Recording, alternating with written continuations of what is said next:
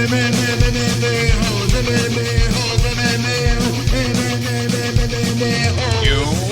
like to be a mixed martial a-hole.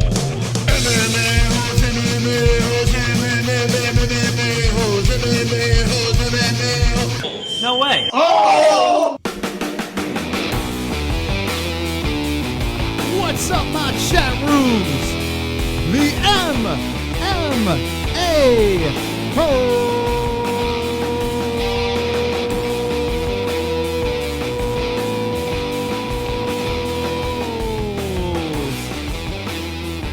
MMA-HOLES. Everybody, we're here. We are live. That's right. That is correct. We are live. We are swole on a Thursday night. That's right. 2 nights in a row, going on 3 nights in a row. I had to look at my fingers. I'm like, what are these? 3 nights in a row of the MMA-HOLES. I hope everybody, and you know what I'm going to say? Everybody is wonderful, wonderful. Wonderful, wonderful, wonderful, wonderful. How is everyone doing today? I hope everyone's good. So, we're here again, me and you, on a UFC, nope. On a Bellator, nope.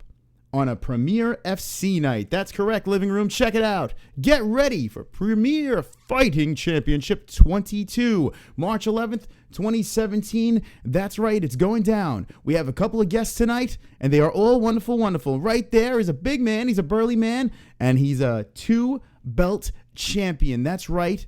He's going to be on the MMA-HOLES. His name is the Nightmare. His name is William the Nightmare Knight. We have 2 more guests as well. And I hope you're excited. I hope you're pumped. We have Angelo Richardson. He's a fighter as well. And Marisa Spider Monkey Messer-Belenchia. I don't know. I have to figure out how to say her name. But she's the Spider Monkey. That's right. And here, check this out. Because we're a high production value. Here they are. Bang. Fit Miss. We got the Phantom.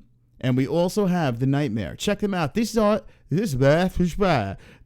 their Instagram handles right over here at Phantom93_ at fit_miss at SSJ_Nightmare. Check them out if you want to do a little research, if you want to do a little homework. They're all wonderful, wonderful. Wonderful. And they're coming on the show. Unfortunately, we have a guest that wasn't able to make it today.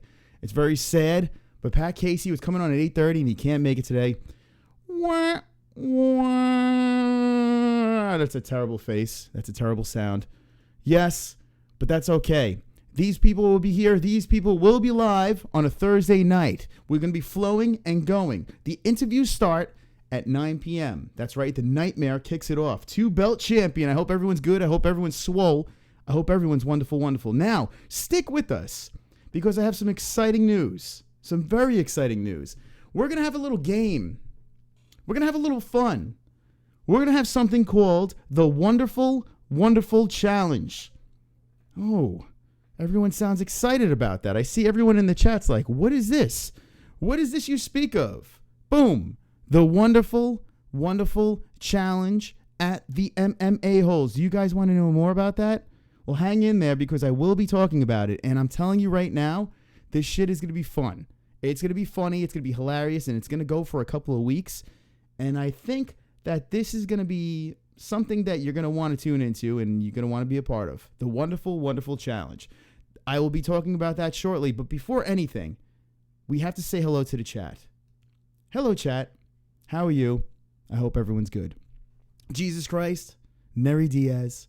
Always starting off that chat strong and hard. Tiger Leg is here. Cameron Olsen's here. Good stuff. Jay Smooth is here. Who else do we got in this fucking chat? Black Cauldron's here. Yes. Steven Sedillo's here. Holy shit. Stefan's here. Jay Smooth, yes, we said that. Jacqueline Athens here. Holy shit. That is wonderful, wonderful, wonderful. Uh-oh. Start it off, kids. Start it off.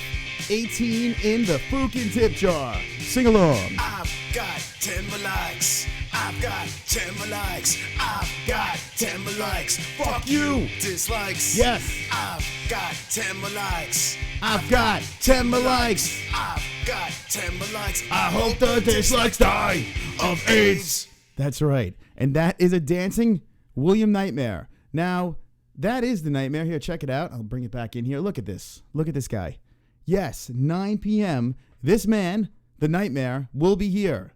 Now, guys, hide everybody, because he's about ready to kick some fucking ass. This guy is no freaking joke, and I'm very, very excited to have him here. But before we do that, I have something to talk about. Oh, shit. There it is again. Yes, 20 in the tip jar. Dance and sing along. I've got 10 more likes. I've got 10 more likes. I've got 10 more likes. Fuck you. Dislikes. Yeah. I've got 10 more likes. I've got 10 more likes. I've got Yes, who is 10 more that? likes. I hope the dislikes die Of AIDS. Guys, did you see the guy dancing around on the TV screen? I don't know. Now that is William Knight, victorious, 2-belt champion, and here he is doing a split. We need to address this. We need to address this quickly and fast and hard. Chat room, hello. I hope everyone's wonderful, wonderful. 21 likes right off the fucking bat in the tip jar. Now, let's see how everyone's doing. Heller, says Jacqueline. What the fuck? A Thug, says Jacqueline. Pro Tools 44I says, I've got 10 more likes. That's correct. Tiger Leg says, cringe. I got 10 more likes. That Ninja Swole, says Steven. Yeah, dude, that guy is no freaking joke. Check him out, man. Check that dude out. He is no joke in the Hangouts. Here is, hold on. Bang.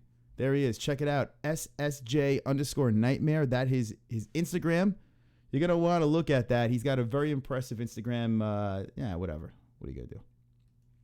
Good guy, though. Seems like a very nice fella. And we're going to have him live on the stream, on the show. Yes.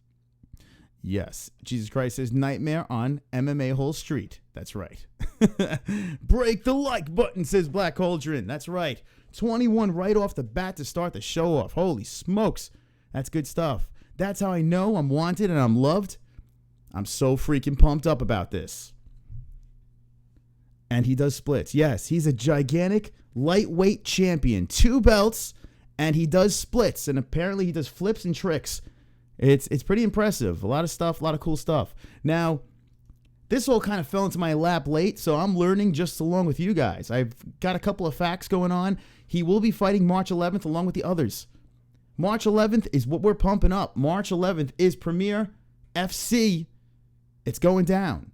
And I'm covering it, so fuck it. Let's have some fighters on here. Let's have some fun. Now, you guys are going to play an important part in this. Very important. Because as I'm talking to these fighters, you guys can ask some questions. I will filter through the questions and try to take some of your questions and try to do the right thing, and we'll get them through to the fighters. Yes. Another interesting one here is Marisa Spider Monkey. She's got a cool story. And I'm interested to find out a little bit more about her. She's going to be fun to interview as well. And Angelo Richardson as well. All right. That's correct. Chat room. Hello. Hello. How are you? Wait, my chips are salty. Do I throw away my dog or slice my microwave? Both. Dude, looks like a destroyer, says Jay Smooth. Yeah, that guy, he's a scary, scary man. Who's hotter? Okay, this is a good one. Here we go. Who's hotter? Who's hotter? Vagina Carano or Misha Tits? I'm going to have to go with Misha on that one. Carano looking a little, she's a little too manly for me. Jacqueline says, Keisha Taint all day. Pro Tool 44I says, Honda Housey is hotter. Prosper's in the house. Everyone say hello to Prosper Management.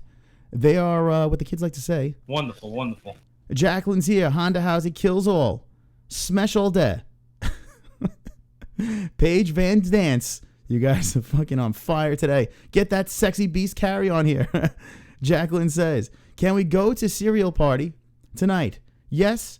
You say yes. Connor, you want to go to the cereal party? Yes, sir. Okay, Connor wants to go. Frank says, nice thinking beard. Ricky said hi. Hello, Ricky.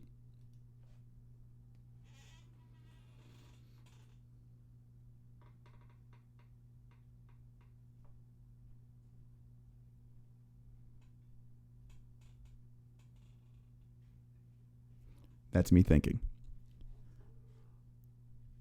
Okay. Prospero wants to know if I'm announcing that I will be there.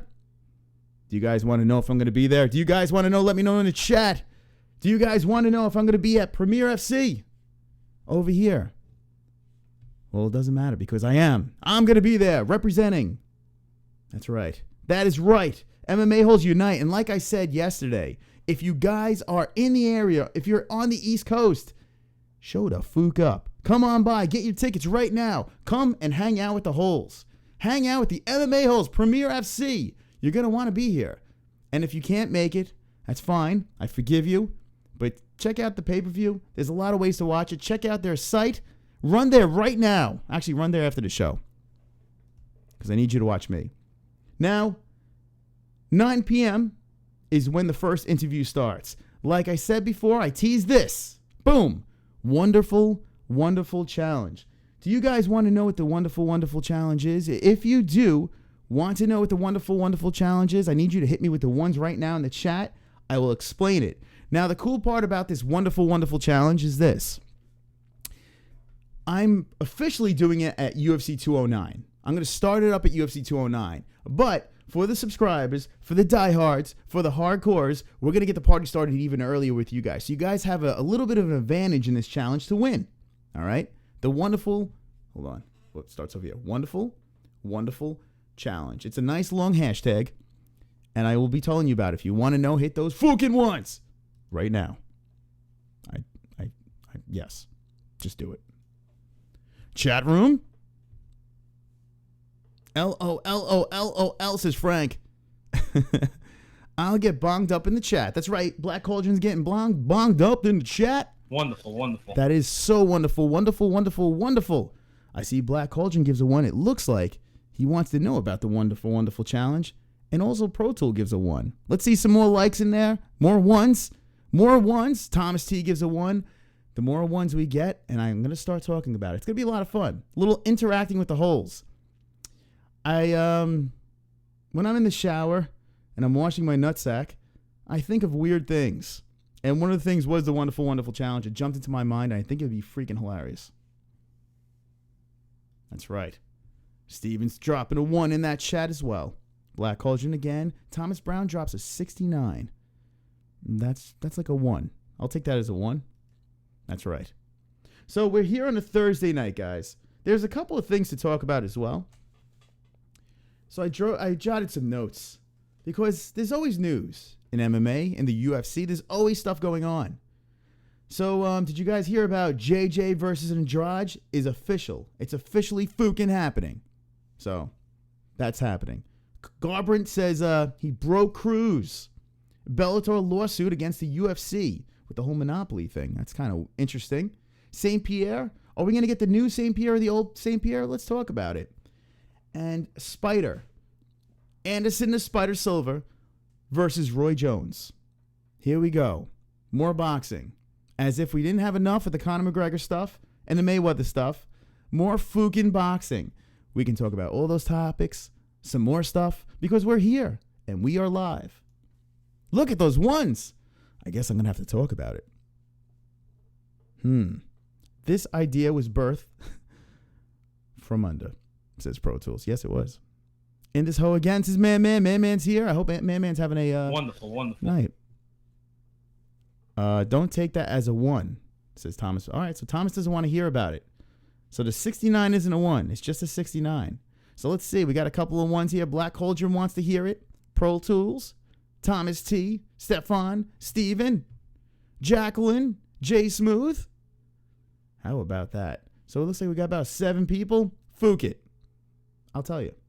All right, the wonderful, wonderful challenge, kids. Everyone grab your popcorn. Get fookin' ready. This is what we're going to do. Here's the plan. Now, wonderful, wonderful challenge is going to be this.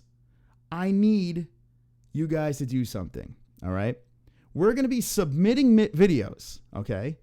Screaming out wonderful, wonderful in the worst possible situations. That's right.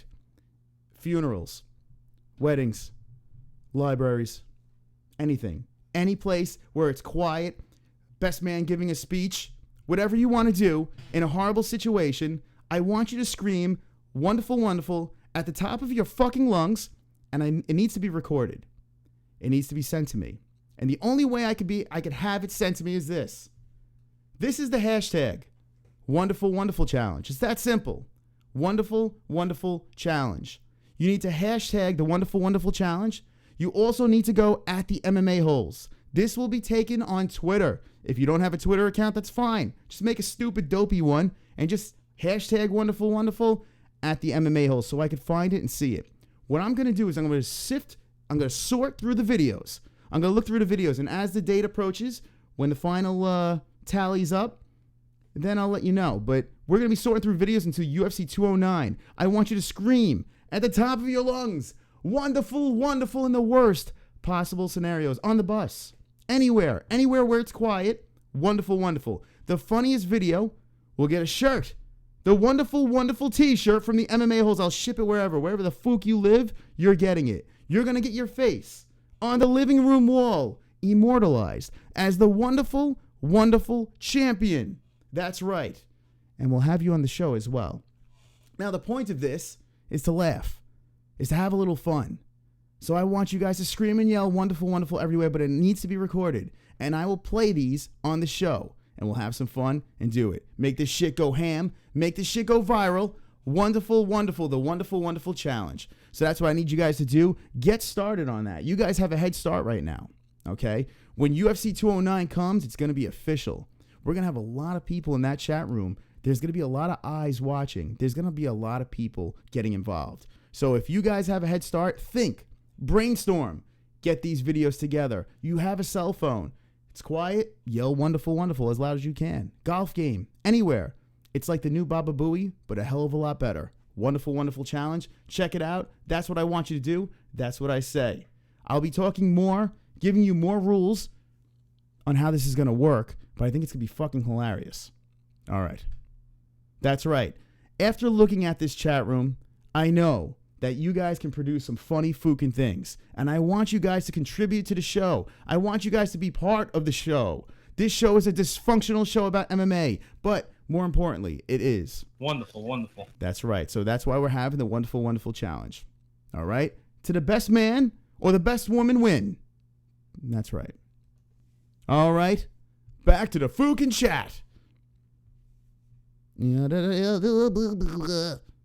Stefan says Andrade is going to KO that bum stiffy. I don't know. Right now, I'm still saying JJ. Chael Sonnen claimed Tito tapped. There go the ones. All right. Glenn Allen drops the ones. What's up, Glenn? How you doing, my man? Jacqueline says, not me. LOL. 9/11 at Climax, says Pro Tool. Challenge accepted. There we go. Jay Smooth. Listen, it's super easy. This is like the dopiest, easiest thing, the wonderful, wonderful challenge. But it's going to be fucking hilarious. It really is. All I'm thinking is a wedding. Or a funeral. A funeral would be terrible. If one of you guys could pull it off at a funeral, I would probably piss my pants of laughter. And it's almost a guarantee win. I mean, listen, I'm not telling you guys to do horrible things. But if you do it, that's fine. You might win a t-shirt. The wonderful, wonderful challenge. That's right. I'm going to get on it too. I'm going to make a couple of videos doing things in horrible places, yelling wonderful, wonderful out.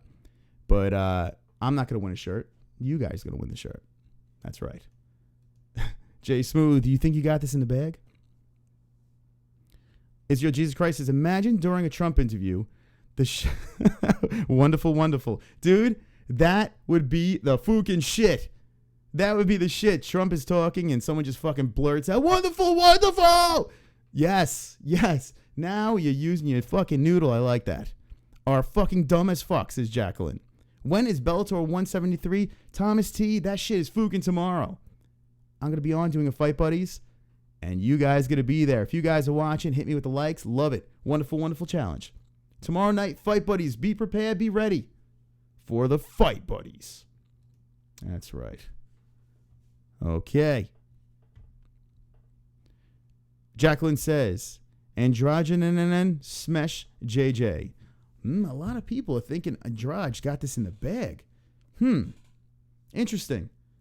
I still think that JJ is gonna pull this one off. I just think she's just too good. That's what I think. That's what I say. When I was a kid, A guy named Molester. Yeah.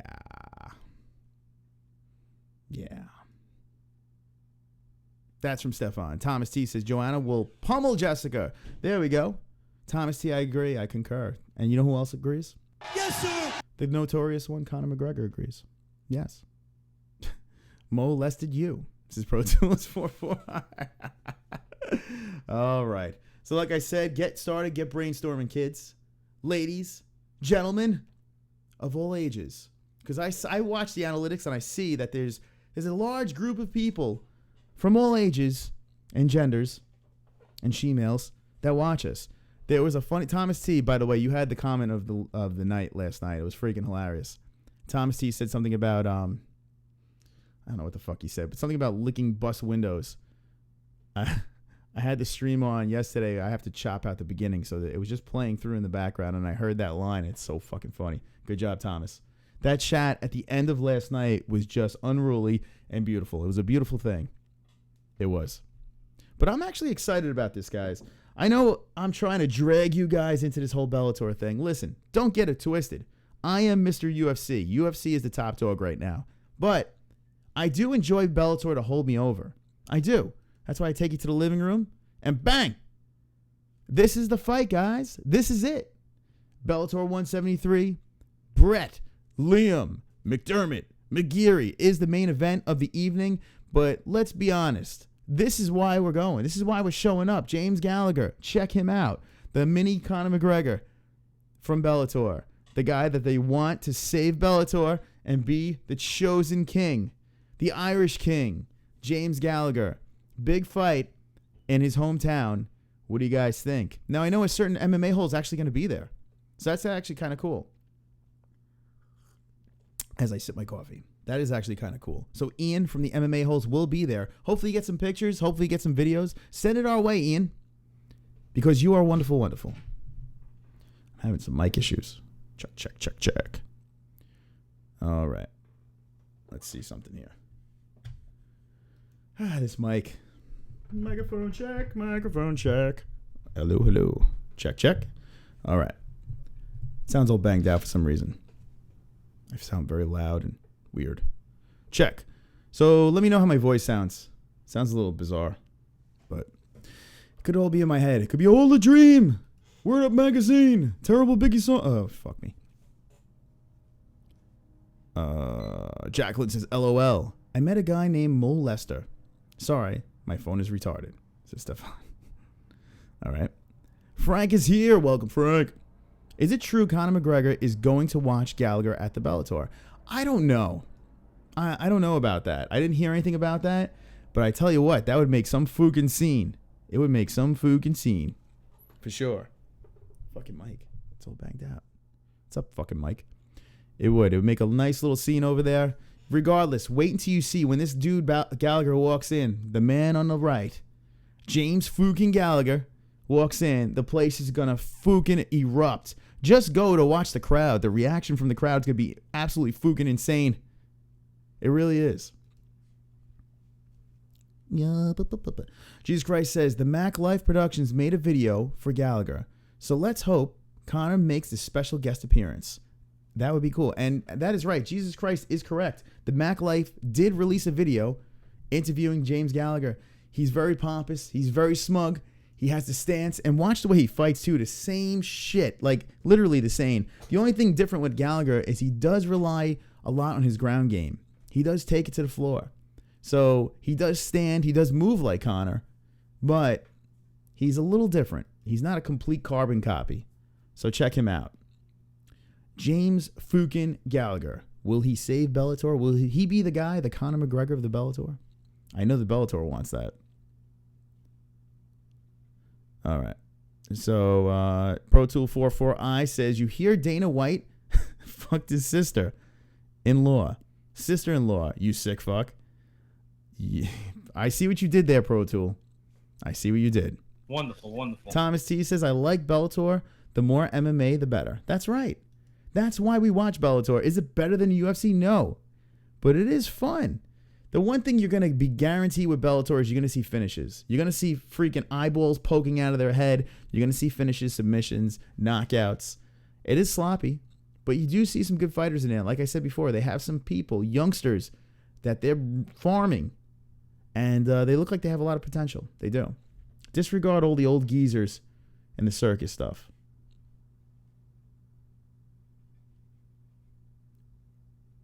What kind of preamp are you using with your microphone? Black Cauldron, I know you're an audio guy. You would laugh your ass off if you saw what was behind, what was underneath this camera. A Harbinger piece of shit.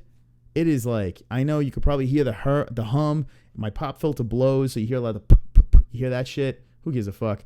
This is not the highest quality production. Although I do have a computer, a new computer coming.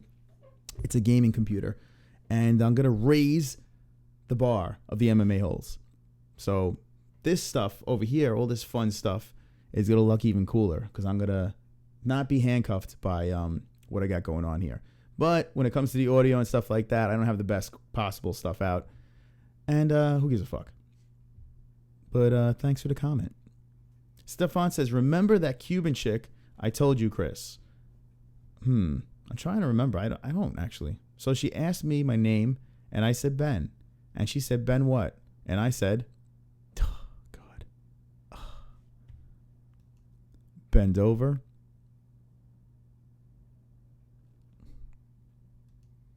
Yep. That just happened.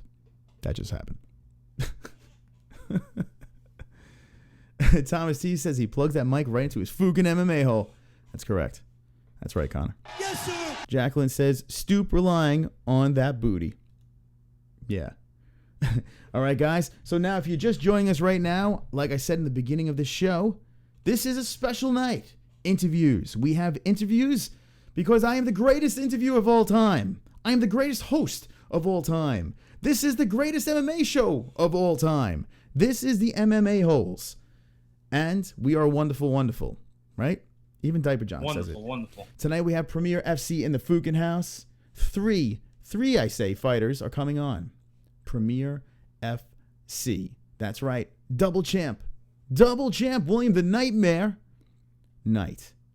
I see what he did there. Nightmare Knight. Hold on. Look at this. Bang. Check it out. Look at this. This production is fucking so cool. I mean, it doesn't get better than this. Look at this. Just look at it. So, there it is. Disregard this. Pretend this doesn't even exist. 8:30. Our first cancellation on the MMA-holes, but it's fine. We're going to find Pat Casey. We're going to hunt him down. And we're going to drag him onto the show. But 9 p.m., William the Nightmare Knight will be on. Double champ. Angelo Richardson, fighter, will be on at 9:30. And at 10 p.m., Marisa Spider Monkey Messer-Belenchia. That's right. She's got a lot of words in her name. A lot of letters going on. A lot of things going on in her name. We're going to find out why. We're going to find out who she is. And we're going to find out how wonderful, wonderful they are. Because I like to drag all that information out. That's right. Don't be scared. It's going to happen. So now that Anderson Silva and Roy Jones Jr. are plopping around in the news about this whole freaking boxing thing, what are you guys' thoughts on that? The goal is to have them open up, be a little warm-up fight for McGregor Mayweather. Are you guys on board with that? Do you guys want that to happen? McGregor Mayweather, and then open it up with a little spider, Anderson and Silva versus Roy Jones Jr.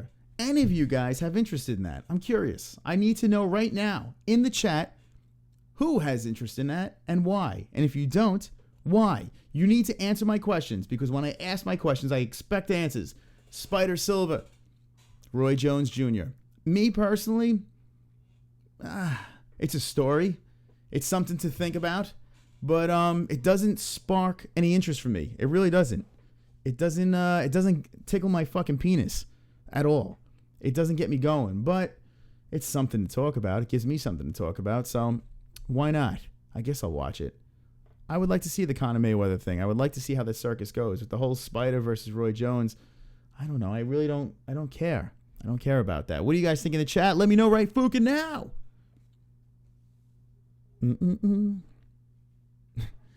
Black Cauldron says, the mic sounds decent. It's pretty isolated sound. All right, so that's not too bad. That's good. Coming from Black Cauldron, that is good. He's surrounded by egg crates. That's correct. That's I line my walls with egg crates. Ian is here. Ian, we spoke about you earlier. It's, what time is it over there? Jesus Christ, 1:30 in the morning, I think. Ian is here. Ian, hold on. At 9 p.m. here, at 2 a.m. there, we're going to be having William Knight here, the Nightmare. You need to hang in there. Keep those eyes open. Put some toothpicks in your eyelids and watch. That's right. They trying to make money, says Steven. Yeah, that's pretty much what they're doing. No cause dead, says Jacqueline. Stupid idea, says Thomas T. Jesus Christ, says Silva. Support for Connor. Who is the GOAT now? Silva. Wonderful, wonderful. The opening act for Conor McGregor. Who is the GOAT now, right? It's true. I've always said that Anderson Silva, to me, was the greatest fighter that I have ever seen. But it would be funny watching him open up for Conor McGregor in a boxing. The circus just gets even crazier and crazier. Anderson Silva, Roy Jones Jr., boxing. Yeah. Ian says, RJ Jr. is too old. Well, so is Anderson now. Anderson's, 41 years old? I don't know how Roy Jones is. They got to be around the same age, I would guess. Thomas T says the Mayweather fight with Conor is bad enough. How about Bigfoot Silva versus coked up Tyson Fury? What do you think? What the fuck do you think? Ian says it's 1:30 a.m. over there. Oh my gosh. So Ian, I got a question for you. Ian, if you don't know right now, Ian is from Scotland. All the way over from Scotland. Ian, tell me about this over here. 1:30 in the morning. Do you work nights, or are you just a night owl? Do you like to stay up a little later than usual? Why are you up right now? Or is it because of the MMA-holes? It's like, hey, I have to stay up. I have to watch the MMA-holes, because then I would totally understand. But man, 1:30 a.m. right now. It's got to be tough. Has to be tough. But at least we're earlier than last night. Last night, we started at 2 a.m. Yeah. Jay Smooth says, fuck Roy Jones' old ass. Literally? I can't label Anderson as the GOAT because of the PED shit. It sucks, man. That whole PED thing fucking blows. It's like that little asterisk next to his name now. It's not as wonderful as I like it, you know? But it is what it is. I'm not sure. He got off fairly easy on that, but it is a little thing next to his name.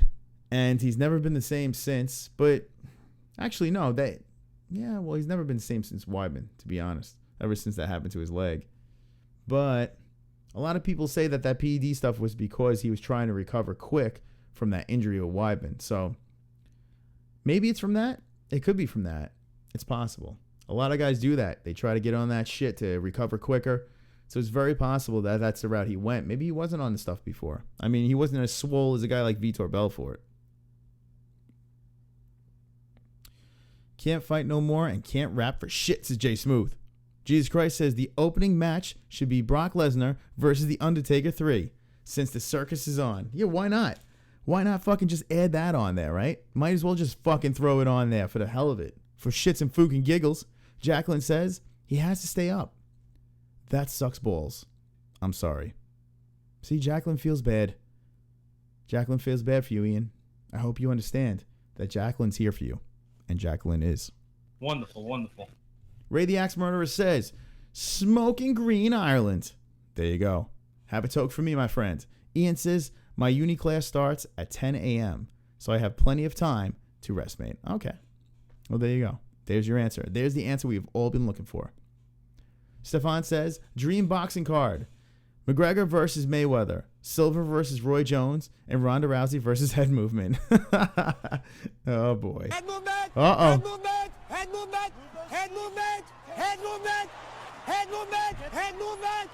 What is the head movement, the new thing? I mean, it is everywhere now, head movement. That's like the new who the fuck is that guy? Head movement has taken over with a vengeance. Jesus Christ says, and Holly Holm versus shadowboxing all day, Stefan. That's correct. Wonderful, wonderful. Nancy Pelosi versus Sean Hannity. Yeah, might as well throw them on the fucking card. Right? Might as well. And Jacqueline also says, thanks, asshole. Wonderful, wonderful.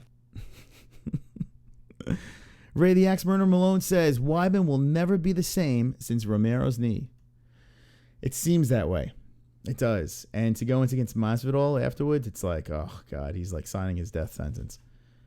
I hope he can pull that one off. I really want to see Weidman bounce back bad. You know, he's a New York guy. We had the pleasure of meeting him. Good fella, Chris Weidman. Funny guy, too. Real funny guy. And I really like to see him bounce back. Go one more run for Weidman. But it doesn't look very good. It doesn't look very promising for Chris Weidman right now. And then they throw him in against Masvidal. It's like, what is going on? What the fuck is going on? If you missed it in the beginning of the show, bang! The wonderful, wonderful challenge. That's right. It's just hashtag wonderful, wonderful challenge. What I want you guys to do, it's super easy. You go into a place that's very quiet and you scream wonderful, wonderful at the top of your lungs. Record it. Send it to me. Hashtag wonderful, wonderful challenge at the MMA-HOLES on Twitter. That's it. That's all you have to do. We'll play it on the show. We'll go through it. The final 4, I put on a Twitter poll. We vote on it, and then the winner gets the prize. It's that simple. That fucking simple. That's right. Golf. And he's at the hole, and this is happening. Wonderful, wonderful. The fucking ball goes, yes. That's what I want. I want that. That's what I want. That's what I need. Wonderful, wonderful challenge. Everyone must participate, including myself.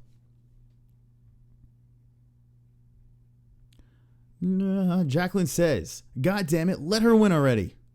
Who are we talking about? Oh, Ronda Rousey? Head movement, head movement, head movement. That's right. There's a lot of head movement in the chat. Head movement! Head movement! I tell you what. Our next guests are coming on 9 p.m., 9:30, and 10 p.m. They better have a lot of this. Head movement! Head movement! Head movement! Head movement! Head movement! They better have that because the chat's going to be flowing. I have a good feeling that chat room is going to be like the last time. That chat room is going to be doing things that they shouldn't be doing and saying things that they shouldn't be saying because we are a bunch of MMA holes, so that's usually what happens. Usually it gets unruly and out of control. Anytime I have a guest, I look into the chat and I see those questions. I'm like, oh, here we go. There they go. There they go. But I see no Mexican here and I see no George Sampras. So maybe, possibly, well, Jacqueline's there. Jacqueline's dangerous in that chat. 478 smart people. That means 478 subscribers. Now, guys, I mean, if that's not wonderful, wonderful, I don't know what it is. 478, we're getting so close to 500 subscribers. I'm fully erect. That's right. All right. Head movement. Tommy Morrison versus AIDS. Oof. Says Jay Smooth. Thomas T. What a fall from Weidman. Yeah, it is a decline. He fell. He was on top of the world. On top of the world. Beat the legend. But here's the thing that people forget about Chris Weidman. Chris Weidman, not only did he beat the legend Anderson Silva twice, the first time people said was luck, and then the second time, oh shit, luck again. He fucking checked a kick. But let's be honest, he beat fucking Anderson Silva twice. He beat him twice. And he defended the belt twice against a steroided, well, not as steroided, Vitor Belfort. Fun fight to watch. Fun fucking fight. Then goes the distance with the Dragon, Lyoto Machida. But he really beat the shit out of Machida. He defended the belt 2 fucking times afterwards. He literally defended the belt 3 times if you think about it. Anderson, Vitor, and the Dragon. So let's give props to Chris Weidman. Let's give props to the CW. I mean, the guy was there for a minute and held on to that belt, and a lot of people like to say, but he didn't defend it with Conor. Hey, Weidman defended it 3 times.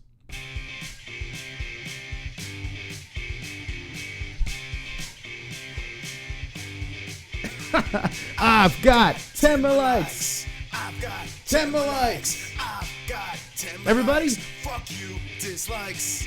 I've got 10 more likes. I've got 10 more likes. I've got 10 more likes. I hope the dislikes die of AIDS. 31. 31 in that tip jar. Everyone in that chat is Wonderful, wonderful. 31 already. Look at that. Just flying through with 31 fucking likes. That is a good time. Look at this tip jar. Look at that thing. Fucking filling up quick. Every 10 likes, we get the fucking song. Look at that. Someone took it out of the tip jar. That's all right. We still got it. Fook you. Fook number 31. Let me get a Fook 31 in the chat. Let me get it right now. The song is so ridiculous. You know what's going to happen? I'll tell you what. When we finally hit 400, when we finally get 500 subscribers, how about this? Hit me with the ones if you want this. When we hit 500 subscribers, I'm going to change the 10 more like song, okay? Let's take a vote. Because I know a lot of you are like, not the 10 more like song. No! I love that it annoys people. And I think that's why people put the tips in the jar. Because it annoys people. When we hit 500 subscribers, I'll change the 10 more like song. If you want that to happen, hit me with the ones in the chat. If you want that to fucking happen. All right. Love ya.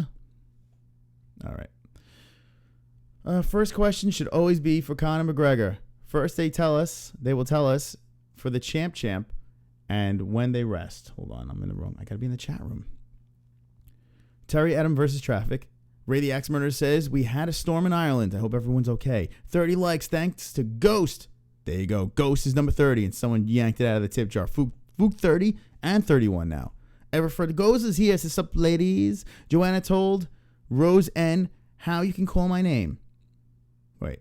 Joanna told Rose N, Norma, I always fuck up her name, but I know who you're talking about, how you can call my name. Okay. I banged a chick in a funeral once, whatever. What the fuck? That sounds like a good time. Hey, Ever Fargoza, listen, I know you just got here, but for Fook's sake, remember that. Look at this. Boom. Wonderful, wonderful challenge. That's right. Wonderful, wonderful challenge. You say funeral home, it doesn't matter. The quietest place, I need you to yell wonderful, wonderful at the top of your fucking lungs. The best video that's recorded of someone yelling it at a terrible situation or any situation. I just want the video to be very funny. That's what I want. Church, weddings, someone giving a speech somewhere, anywhere.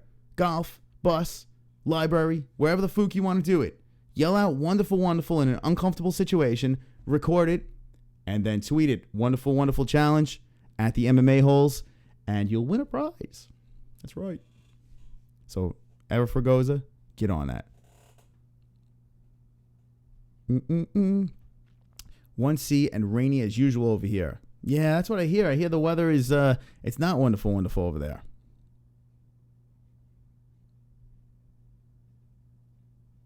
What is this? Exco says, if we are MMA-holes, are the MMA-holettes.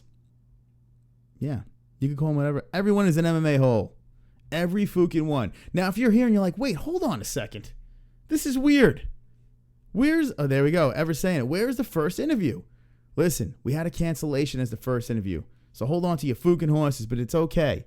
Pat Casey, he's a no-show. He's not a no-show. We found out he's not coming. That's fine. William the Nightmare is coming at 9 p.m. So just hold on to your cocks, all right?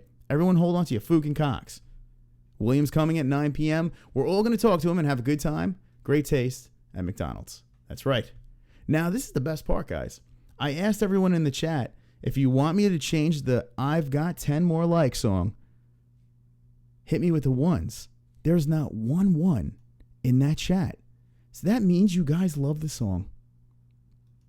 The song stays. The song fucking stays. And that's fine with me. I'll keep the fucking song and annoy everyone. So no one's in the chat. The song fucking stays. The crowd has spoken. The MMA-holes have spoken. Wonderful, wonderful. Wonderful, wonderful. All right. What is this? I use Bounty MMA wipes. Good, Thomas. I'm glad you do. I think we all do, though, right? I think we all pretty much do. I think that's a given. Double ply with the rough surface. That's a strong asshole you have there. Very strong. That is a wonderful, wonderful asshole that you have over there. Oh, my God. So I'm excited, guys. This is 2 nights in a row. We're horsing around. We're having a little bit of fun. We're going to have some interviews. We're going to have some guests. We're going to learn about these 3 fighters from Premier Fighting FC. Tomorrow night, like I said before, is Fight Buddies. Everyone loves a Fight Buddies, right? Everyone loves Fight Buddies. Fight Buddies is when we get together, we talk fighting, we watch fighting, and we jerk each other off. That's right. Brett McDermott versus Lee McGeary, fuck yeah. Colin Fletcher versus Alex Lahore, no clue who these two are. Iani versus, well, look at this. If you look at this over here, Colin Fletcher sounds like he's from Ireland. Sinead Kavanagh sounds like from Ireland. James Gallagher is from Ireland. So there you go. That's it. Brett McDermott. Uh-oh. That might be an Irish one. I don't know about Liam McGarry I know he's, actually, isn't Liam McGarry, is he British? Or wait, where is he from? Or is he Australian? It says he's from USA, but he has an accent. Where the fuck is he from? I know he's from somewhere. It says Brooklyn, New York. He's from Brooklyn, New York. But I know he has that accent. I'm curious where the hell he came from. Well, Brooklyn, you got to root for the Brooklyn guy. Of course, right? For UFC 208. Sure. Wonderful, wonderful. Wonderful, wonderful, wonderful. I've got Timberlocks. Jessica is hot as hell. There you go. Ava Fregosa says that. Fred About says, when is your first interview? It's coming on at 9 p.m. And Steven says 9. I use Bounty MMA wipes. Good. Double ply with offer service. Okay. Any thoughts on Paul Craig fighting on UFC 209? You know what? Let's check it out. Why the fuck not? UFC. Come to the living room, friends. Bang. We're going to the living rooms. Google. Googly, googly, googly, googly, googly. Look at those MMA holes on that wall. Guys, do you see on that wall, we have Diaper John, we have myself, Matt Sarah, Jim Norton, we have the crown, we have the V-neck, we have the pigeon, and we have Jessie Bell Hill punching Ronda Rousey in the mush. That's right. Where is Jessie Bell Hill? Get the search party. She's M.I. fucking A. All right, internet. The fuck are you doing? Load up 209, you fook. Load it up. Here we go. Load it the fook up. Oh my God. What the fuck? What is going on? All right. There it is. Look at this. Fucking lightning fast. Lightning fucking fast. Let's close a couple of these windows. Maybe I have too many things open. All right. Well, that fucking takes 7 hours to load up. What is this? All right. Let's try this again. Flash plugin. Oh, good. Let's just stare at the screen for a little bit. There it is. Oh, hi, I'm Wonder Boy, and I'm Woodley, and we're going to be fighting at UFC 209. All right, let's go back to the chat because this is going to fucking... It's literally going to make me pull my hair out. UFC, what are we doing here? What the fuck is going on? This fight's happening. All right. Come on, you fucks. Wow, this shit's running slow as a motherfucker.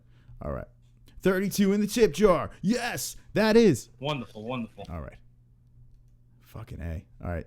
I can't look at that anymore. My head's going to fucking explode. I'm going to pull up UFC 209 within the next year, and I'll get it to you guys. Can you play Brian Adams' songs? Says Fredette About. Brian Adams was actually trolling our comments. Fredette About saw him. But not that Brian Adams. Another one. Liam is from the UK. There we go. England, I believe. All right. There we go. Thank you, Ian. Ian, that was a wonderful, wonderful, helpful. Wonderful, wonderful. Yes. So McGarry's from England. Now he's in Brooklyn. The only reason to watch this bum card to get a glimpse of Connor. Is he going to be there for that about it? Is he going to be there? We'll find out tomorrow. We will. Put that volume very loud because that shit is going to be fucking bumping over there. It really is. He got deported. He got promoted to lead fry cook at his local Mexican fry. That's Mexican over here because Exco says, did Mexican get fired from his minimum wage dead end job? Mexican is a no-show tonight. Maybe he'll come in later. We'll see. No flag. Oh, sorry, Ian. No flag yet. Nope. You know what? I'm still waiting for King Clan to do his intro. You could do it too, Ian. If you want to do with the Scottish accent. I am Ian, and I am an MMA-hole. We'll throw it in the intro. Fuck it. Back to Yemen, apparently. Wow, Prospero would have made a better working site. Hey, look, it's lit up. There it is. Thank you for subscribing. Number 482. You know what that means? You are a very smart person. See? It says it right there. You're a very smart person. All right.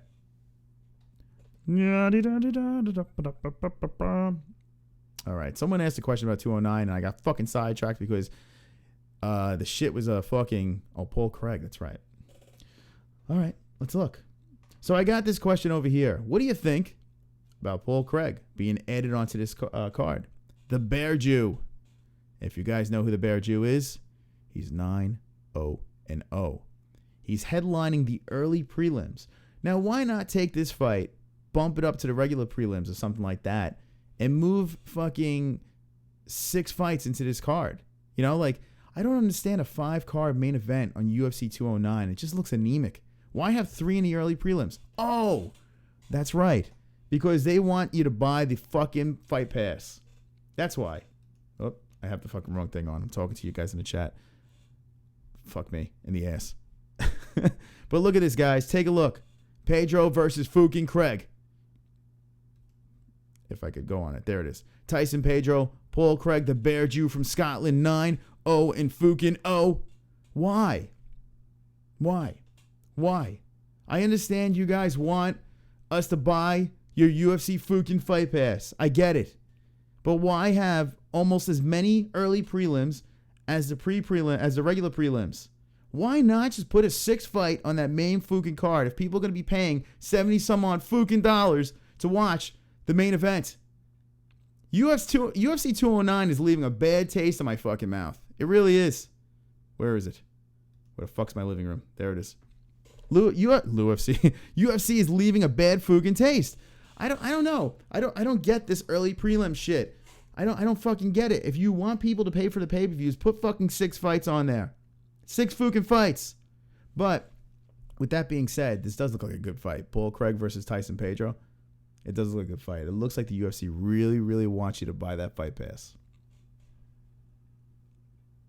All right, let's see what we got. I can't pee. I hate everyone, says Jacqueline. Jacqueline, it's okay. Everything's be fine. I want to see a division for the UFC made for midgets. You know, it's only fair, Steven. It's only fair. Connor should go to Bellator with Tito's Dana. Connor should go to Bellator with Tito's Dana's My Bitch t-shirt. There we go. That is a wonderful comment. Jacqueline says, yes, he should. With his little tiny Irish grape nuts. What a pussy. All right. Pro Tool says, Steven, John Dotson is close to a midget. He is. He is a short man. Prosper says, I call Thompson versus Woodley. Thompson by head kick. Prosper, I hope you are right. I really do. I have a bad feeling about this fight. I really do. I want Woodley to lose. I want Wonderboy to win. But, I don't know. They're saying that Wonderboy put on some fucking muscle. 8 pounds to be exact. I don't believe it. I don't see it. I don't. Jay Smooth says, did he get sent back over the Trump wall? You guys. Left true. Watch it. Midgets are a perfect height to shine. Come on, Jacqueline. Here we go. Or suck me where I want to be sucked, says Pro Tool. Okay, that's good. That's good. Like 3 feeders, I mean. Fredette About says, anyone here, Chael claims he heard Tito verbally tap twice. Come on, Chael. If Chael really said that, please, just move on. He just now comes out with this. Wouldn't be surprised if it was true, but you never know with Chael. No, I don't believe that. And I was a Chael Sonnen fan. I don't believe that. No. I'm going to use the Fight Pass free trial just to watch Paul fight. There you go. Guys, you want a little hack for a UFC Fight Pass. UFC would love this, but you get the free trial for 7 days. Just keep on using new emails. That's it. Anytime you want to watch UFC Fight Pass, make a new email. If I had this mic right here, I would just drop it on the floor. That's it. New email. There you go. Free trial. Bang. There's your Fight Pass. Little hack. Chael lost his credibility. Fuck him. Whoa. Jay Smooth with the nasty, nasty words. I heard that Fredette about it. I didn't hear about that, but I do believe him saying that. Y'all need Jesus. Black Jesus, a.k.a. Snoop Dogg, says Jacqueline. The P stands for icon. Prosper, I'm always right.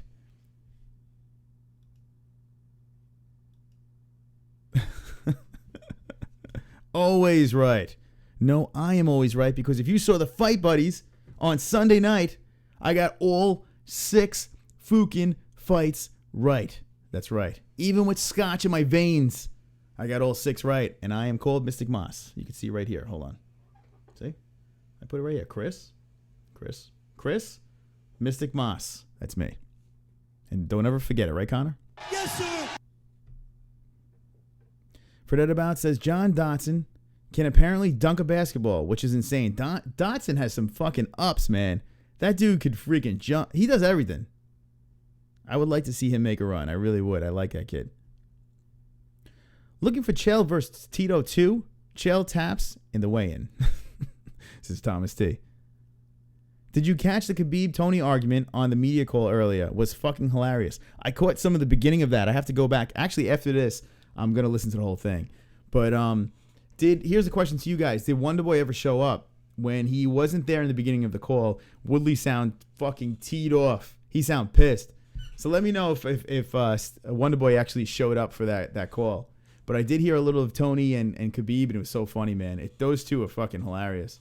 Tony's doing a good job, and Khabib is he's Khabib. He's funny, man. He's a funny dude. You know what's funny about Khabib? Is he doesn't mean to be funny. I don't think he realizes he's funny. The shit he says is hilarious. But I don't think he understands that he's funny, which makes him funny. That's the shit with Khabib right there. All right. Laugh out loud, ex-ghost. Thomas T. Chael will tap when he signs the contract. Do you need to put a card on Fight Pass for it to work? Do you need to put a card on Fight Pass to work? What do you mean by that? Credit card? You have to... I did mine through Google Play. I did it through the Google Play Store, but you just cancel it. That's it. So I've done it multiple times. You just keep canceling it. And then all of a sudden a mysterious new Gmail comes up and you get free 7 days. But when I become rich and famous, UFC is going to give it to me for free. Right? Right, Diaper John? Wonderful. Yeah. I think so, Ian, because you're a gypsy. That's right. Prosper, that's correct. Yes, sir. Fred About says Thomas Shelby is a gypsy. Yes, Wonderboy showed up. Okay. Tony and Tyron got into it for a split second as well. Tony and Tyron? Really? Oh, fuck. I got to listen to this. Wait, why did Tony mouth off? Who mouthed off to who? Tony mouthed off to Tyron? I got to listen to this shit. I was thinking about actually starting the stream up earlier and playing that shit live, listening with you guys. But I was afraid it was going to be a snooze fest. But I guess with Khabib and Tony, you gotta think some good things came out of that. And this is the call it was for, UFC 209, right over Fukin here. Tyron Woodley versus Steven Wonderboy Thompson. That's correct. That is fucking correct.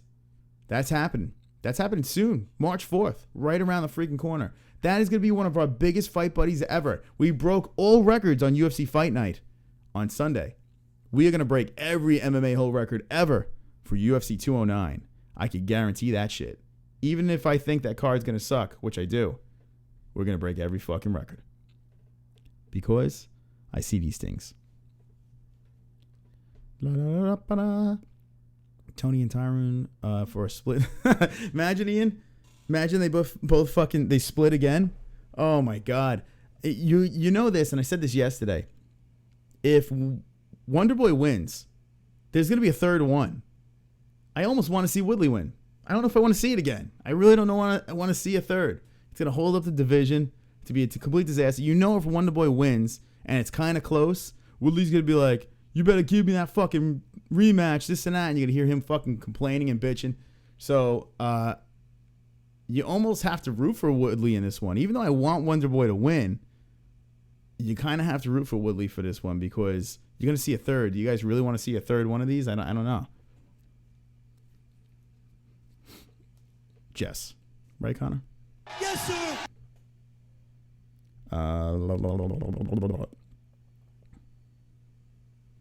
From annoyance from I'm not a Tony fan, but that should be the main event. Good for Tony. You know what? Good for this guy. He's starting to win me over. Then Tyron spouted back that it's because he's the champion, blah, blah, blah. Oh, man. I got to fucking listen to this. I have a feeling that I'm going to be replaying that and ranting over it. I have a good feeling about this. They should be Israelis. Listen to some of the media call right now if you want. Yeah, I could throw that thing on. But Tyron bitched out quickly. I would like, you know what? I would like to actually dedicate a stream to that because I have a feeling we could pull off a really good stream for that. I really do. Everyone ducking Masvidal, says Fredette about it. I would duck him too after that last fight. Shit. I wait for Woodley to lose and ask him questions. Racist Tyron Woodley. Thomas T says, Wonder Boy, Wonder Bread.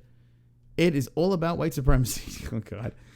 Why would UFC give Tyron a rematch? You know it's going to happen.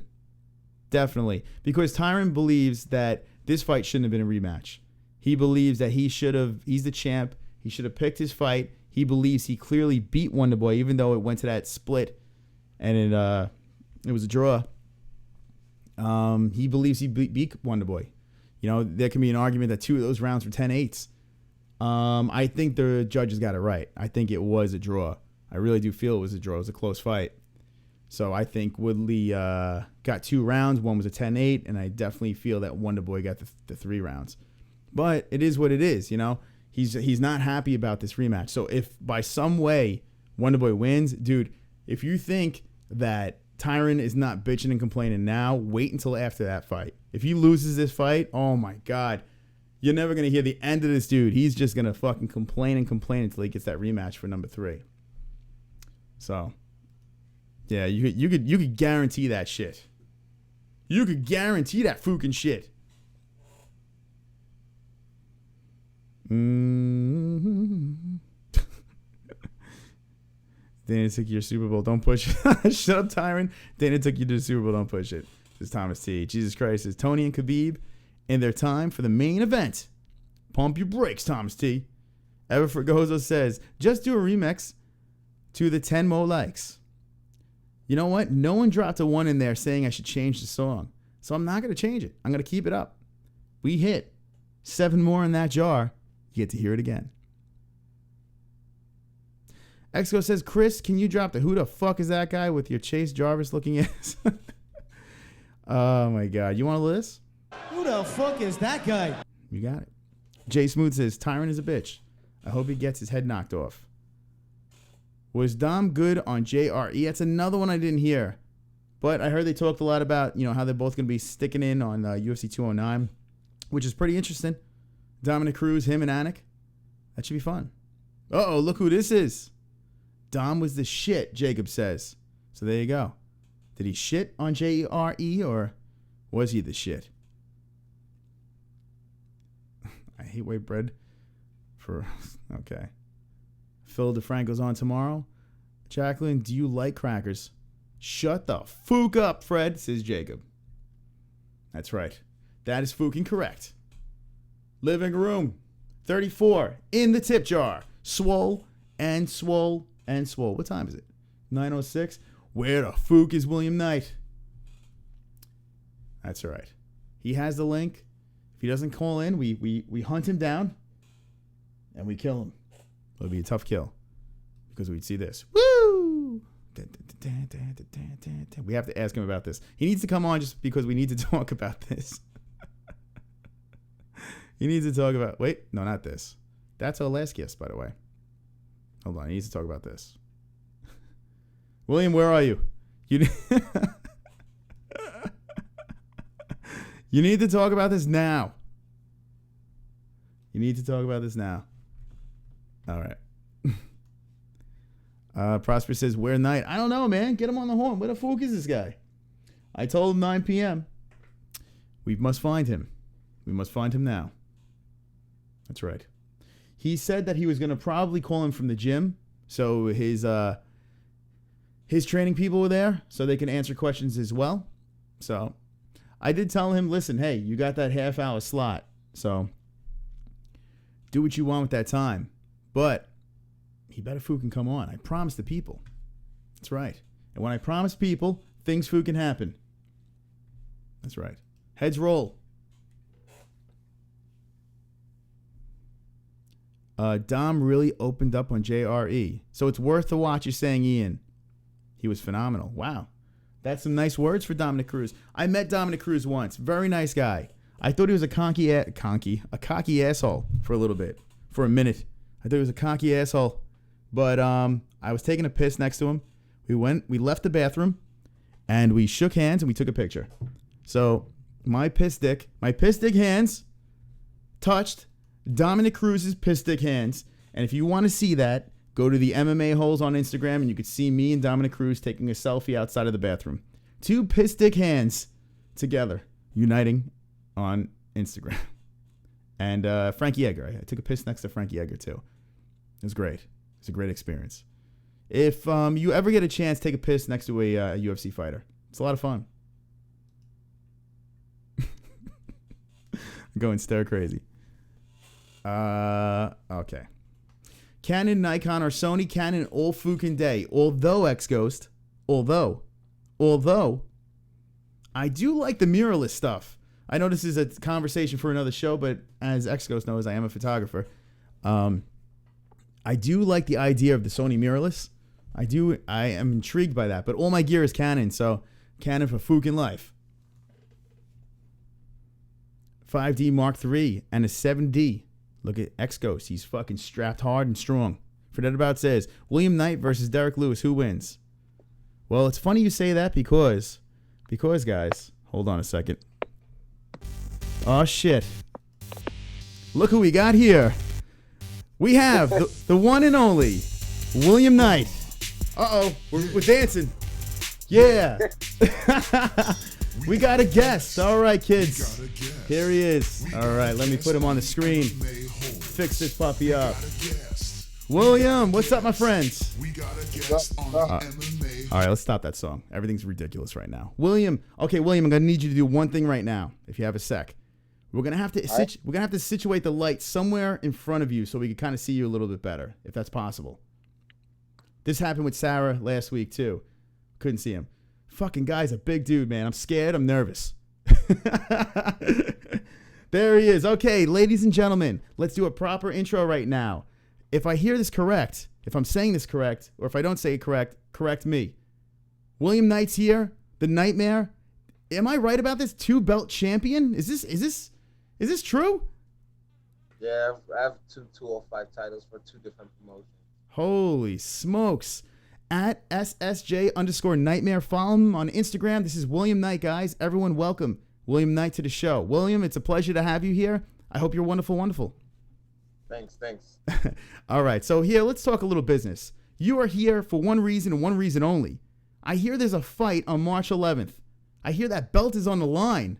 What's going on March 11th? What are we going to be looking for there? Well, March 11th, I'm stepping in the cage to defend my 205 strap against a rough opponent, from my understanding.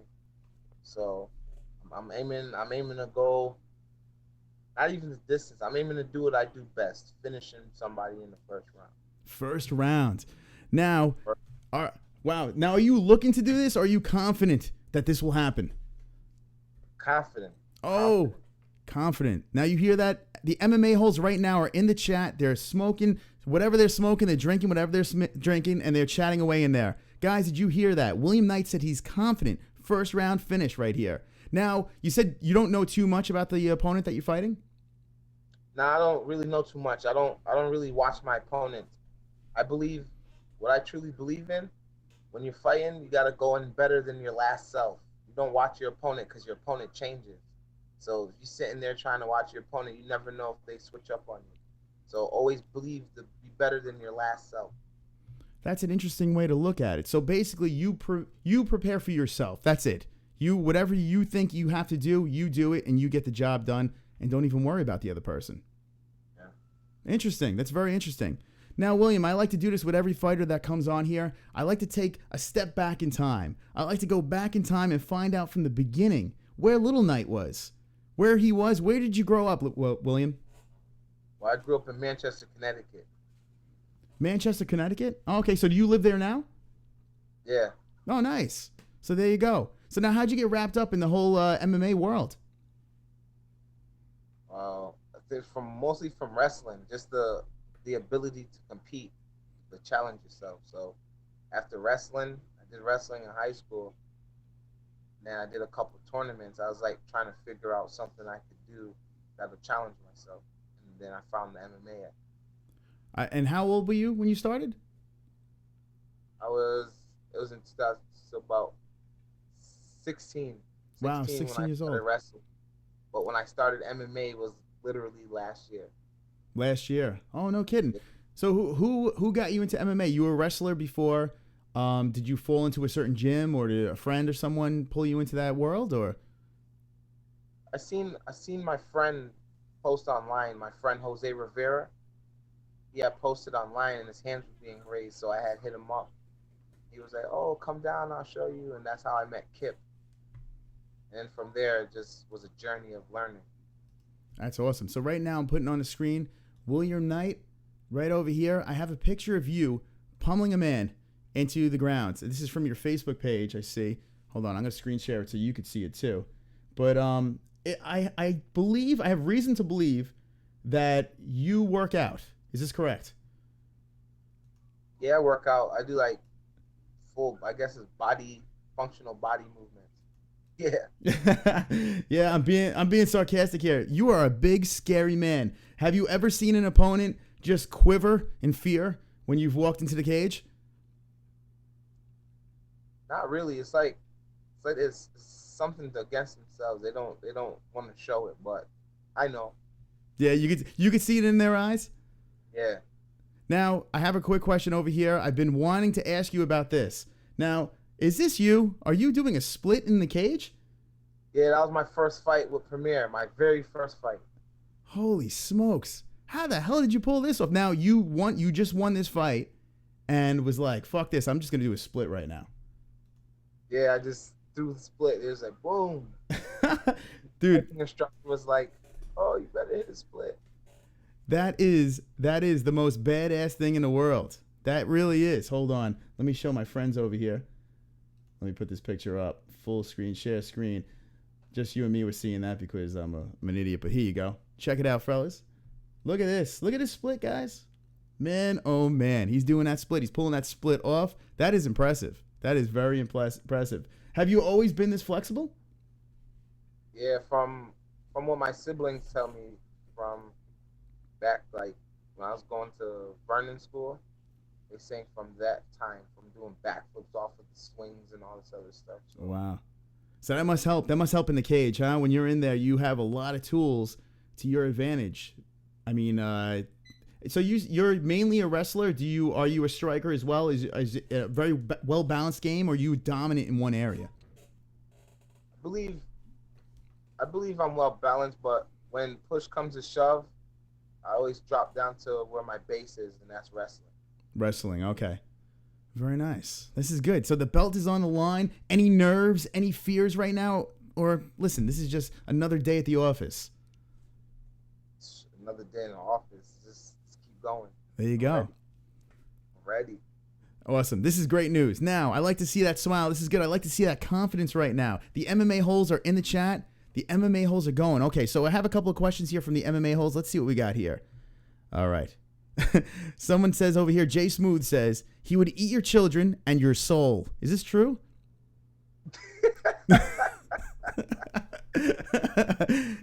I see by that laugh, it is true. Now I'm scared. I'm nervous right now.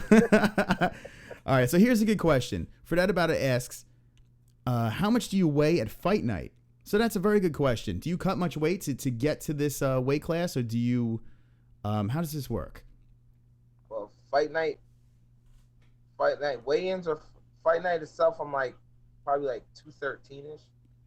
But to get down, I walk around like maybe 220 at most. I walk around 220. 220. Okay. So the weight cut, is it a tough weight cut for you?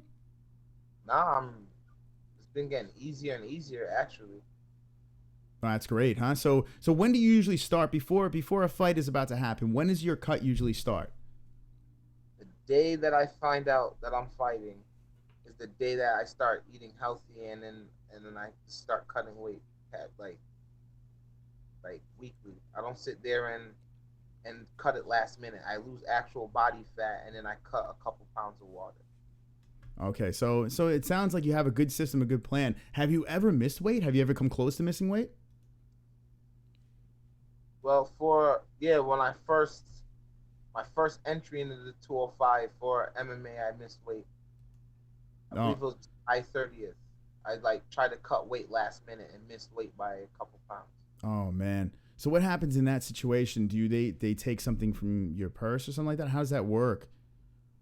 Well, if it was pro, then it would have been a different story. I would have made weight. Mm-hmm. But we had something else lined up, so we didn't know what was going on because I had just came back from the Bahamas, so I only had a few days to cut weight, and I had cut, what is it, 31 pounds in 8 days. Oh man. Wow, huh? Jeez, in 8 days. That must have been, oh my God, that must have been insane. So what is that like? A lot of just cardio, sauna and stuff like that? How does that work?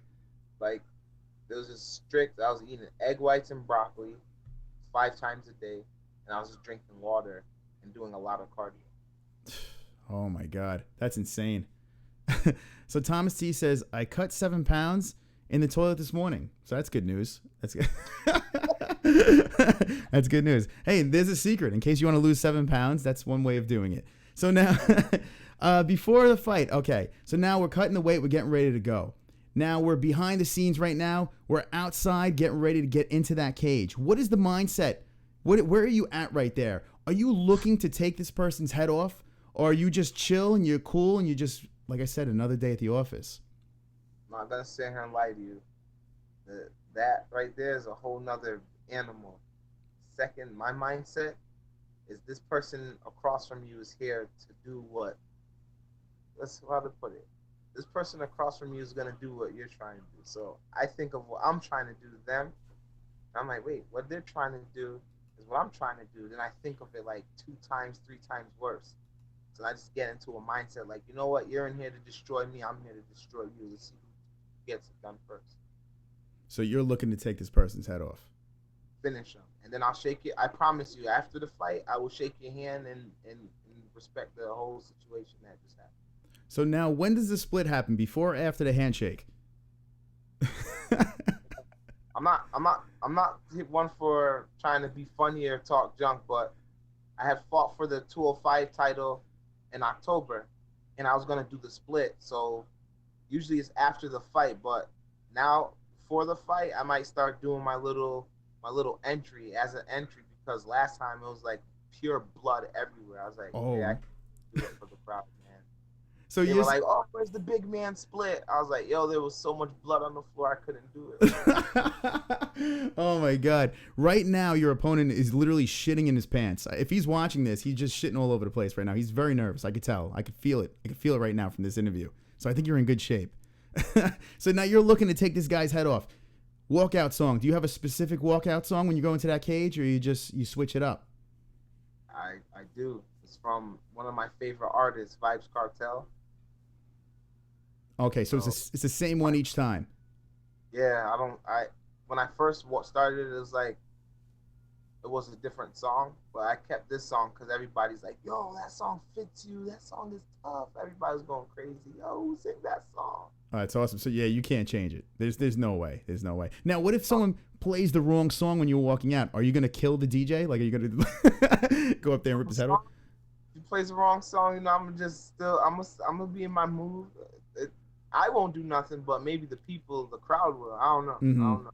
Yeah, everyone that's there to see you, I'm sure, is waiting for that song to play. Yeah, that a lot of people at the casino when I fought for reality, when I fought for Premier, as soon as the song came on, they knew. They were like, they already knew. They were like, yo. That must have been that feeling. Like, that feeling must be unbelievable. Like, do you get like goosebumps and chills every time you walk out? It's like, what is that word I'm looking for? It's like, just like overwhelming of energy. Like, it just embrace all this energy, and I just get all hyped and just let's go. That's crazy. That I couldn't even imagine what that must feel like. Fredette about it in the chat. He asked a lot of good questions. He's asking right here. Ask what Premier drug testing is like. How does that work? Do they drug test? Yeah, they do. They check your blood. So is it right before the fight? Yeah, it's like a couple weeks. I usually do it a couple weeks so they know that I'm clean and stuff like that, because that question comes up a lot. Oh, what are you using? I'm like, wow, I used to be 297 pounds and I cut down like Like, I lost weight. This is what was underneath it. That must be so annoying, right? You look like, I mean, it looks like you've been doing this for a while. So to hear that question over and over again, you're probably like, oh, here we go with that stupid question. It's got to be flattering, though, huh? That you're able to pull off that look and constantly be asked that question. You know, it's got to be pretty flattering. Why? It's cool. Like my strength and conditioning coach says, abs don't come from lifting. Abs come from a diet. Simple diet. As soon as you diet right, you start seeing everything unfold before you. Like, yo, I didn't even know I looked like this. That's crazy, huh? So now you're in the cage. You're ready to go. You're looking at your opponent right now. You're looking to rip his head off right now. Is your heart like beating out of your chest? Or are you just like, all right, I got this? Are you just like in that zone? I'm in that zone, man. I'm not looking at like my opponent face to face. I'm looking in his soul. Looking past him in his soul, like, yo, I'm gonna finish you. Do you touch gloves before you guys get going, or are you just like, no, it's not gonna happen? Even if they try some sneaky little maneuver, I'm touching gloves. I have a good sportsmanship, man. That's today respectable. we're both human, and we both gotta go back to a family. You know, it's very respectable. So now, you got into this in a young age. So now you said 16 years old, but then you only been fighting in MMA just for a short period of time.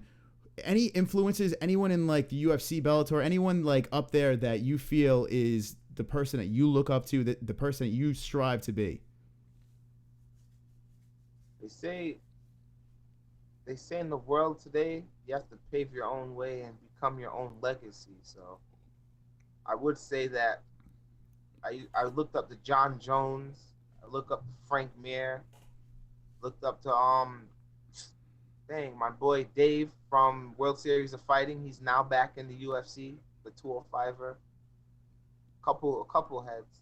DC, I like his wrestling, is how he wrestles. I like how he sets things up. And then Anderson Silva.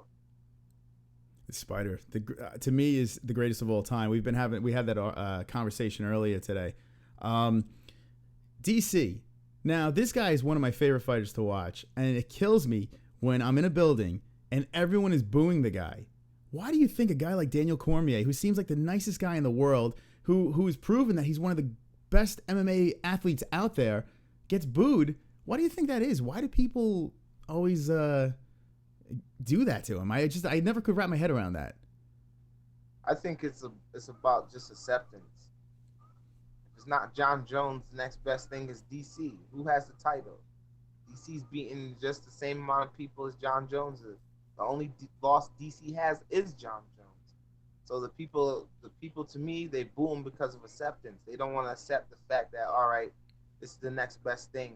John Jones needs to get his stuff together, then we can get back on point where we need to get on with that.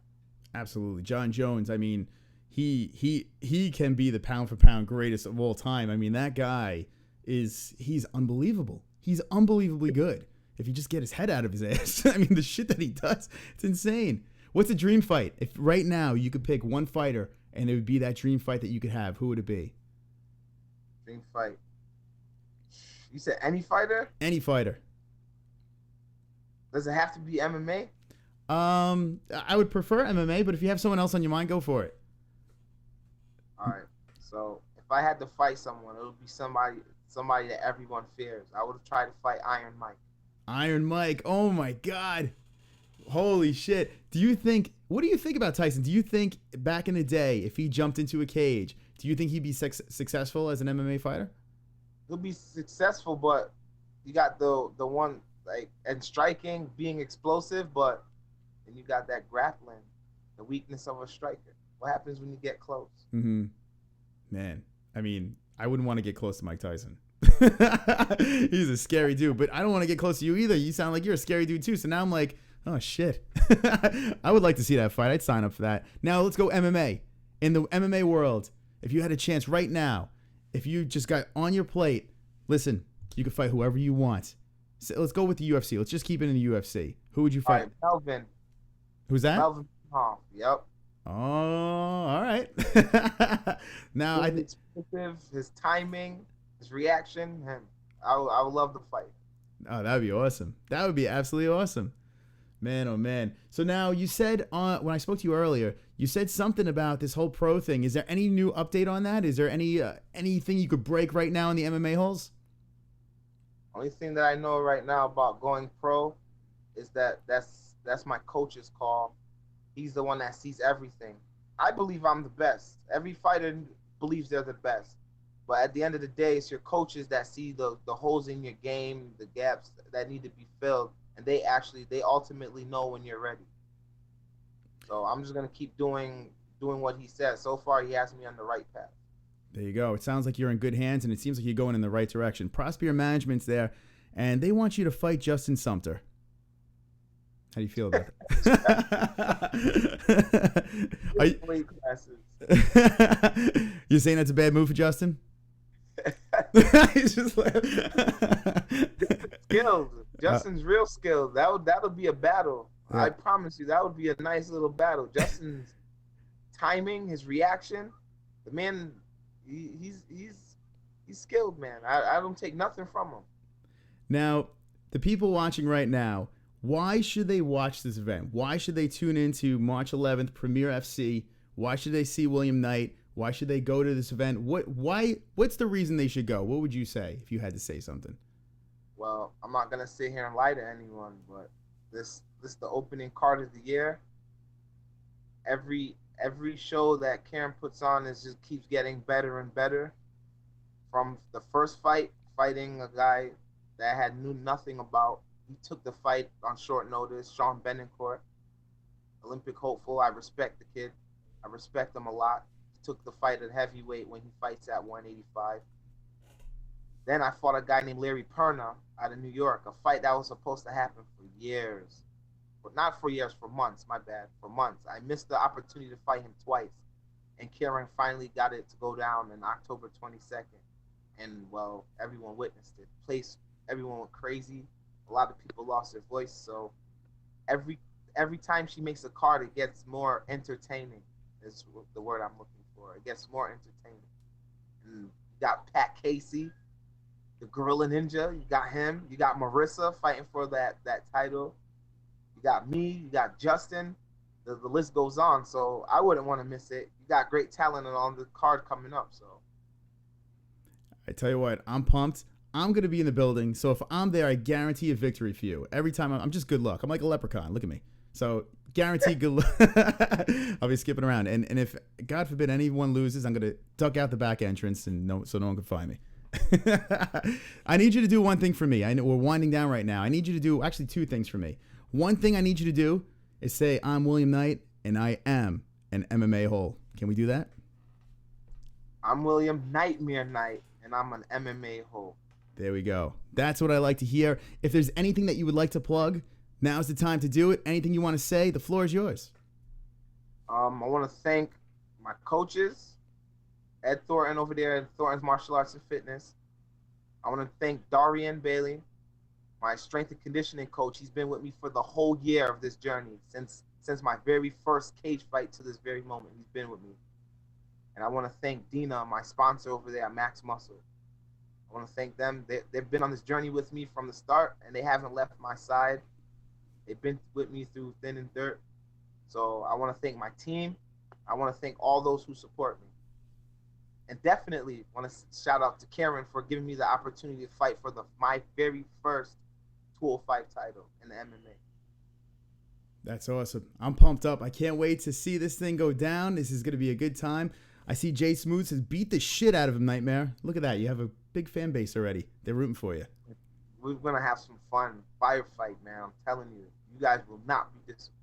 All right. Everyone in the chat is giving you good, warm feelings, and they're saying you're going to win. So that's good to hear and good to see. Listen, I have a million more questions. Time's running down. I want to find out about this car thing and that you play video games. There's a lot more stuff. You promise to come back?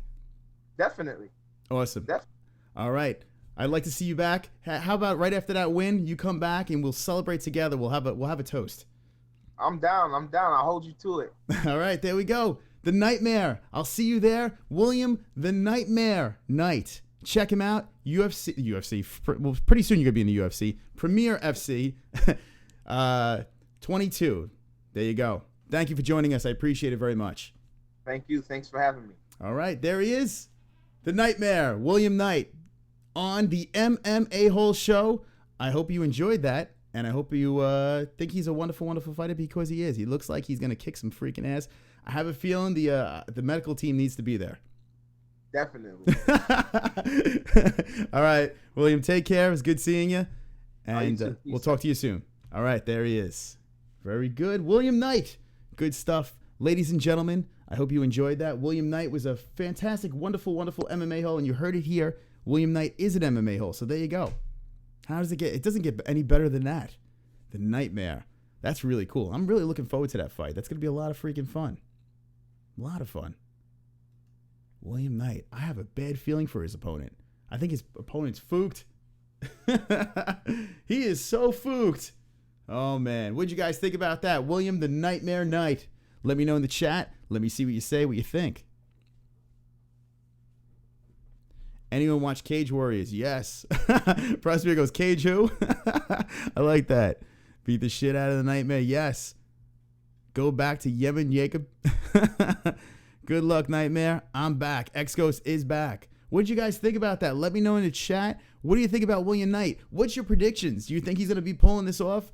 And we got to find out a lot about him. I have a lot more questions. I'd like to get him on back again. That was cool, man. That was really cool. It was wonderful, wonderful to see William on there. Let me fix this up so I'm not so close to you guys. Woo, fix me up. There we are. That's good enough. That was pretty cool. Seemed like a cool guy, right? What do you guys think? Real cool guy. So now that X-Ghost is back, I hope everyone is happy to see X-Ghost. And I hope X-Ghost is. Wonderful, wonderful. Where did my chicken riding shirt go? What?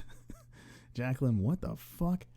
I see a 483. There's another subscriber. Thank you so much. You are wonderful, wonderful. Wonderful, wonderful. Uh-oh. Uh-oh, kids. Everybody. We have a guest. Here he is. Ladies and gentlemen.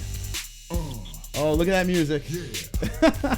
Yeah. All right. All right. Stop that. Welcome to the show, the MMA-Holes Live. Here he is. Live and in the flesh. Thank you for joining us. I don't know. Ladies and gentlemen, Angelo Richardson. How are you? Do you hear me well?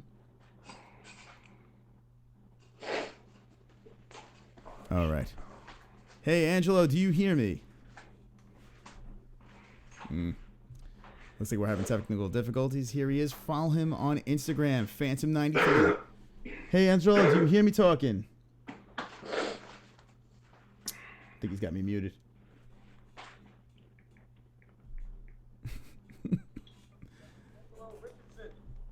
How are you? Do you hear me well? Can't hear anything at all. Uh-oh. The screen's showing up black on your end. All right, Hey, so Angelo, do you hear me? let me have you jump back in real quick. Maybe it's just a bad signal. Looks like we're having technical difficulties. Here he is. Follow him on Instagram, Phantom93. Hey, Angelo, do you hear me talking? Yeah, I'm going to need you to hop back in. Trying to catch up, it seems like. Let's see. he's on a little bit of a delay, unfortunately. That's all right. I see that the signal is not too good. So if he jumps back out, jumps back in, might be able to fix that. Restart the call. Yeah. There we go. All right.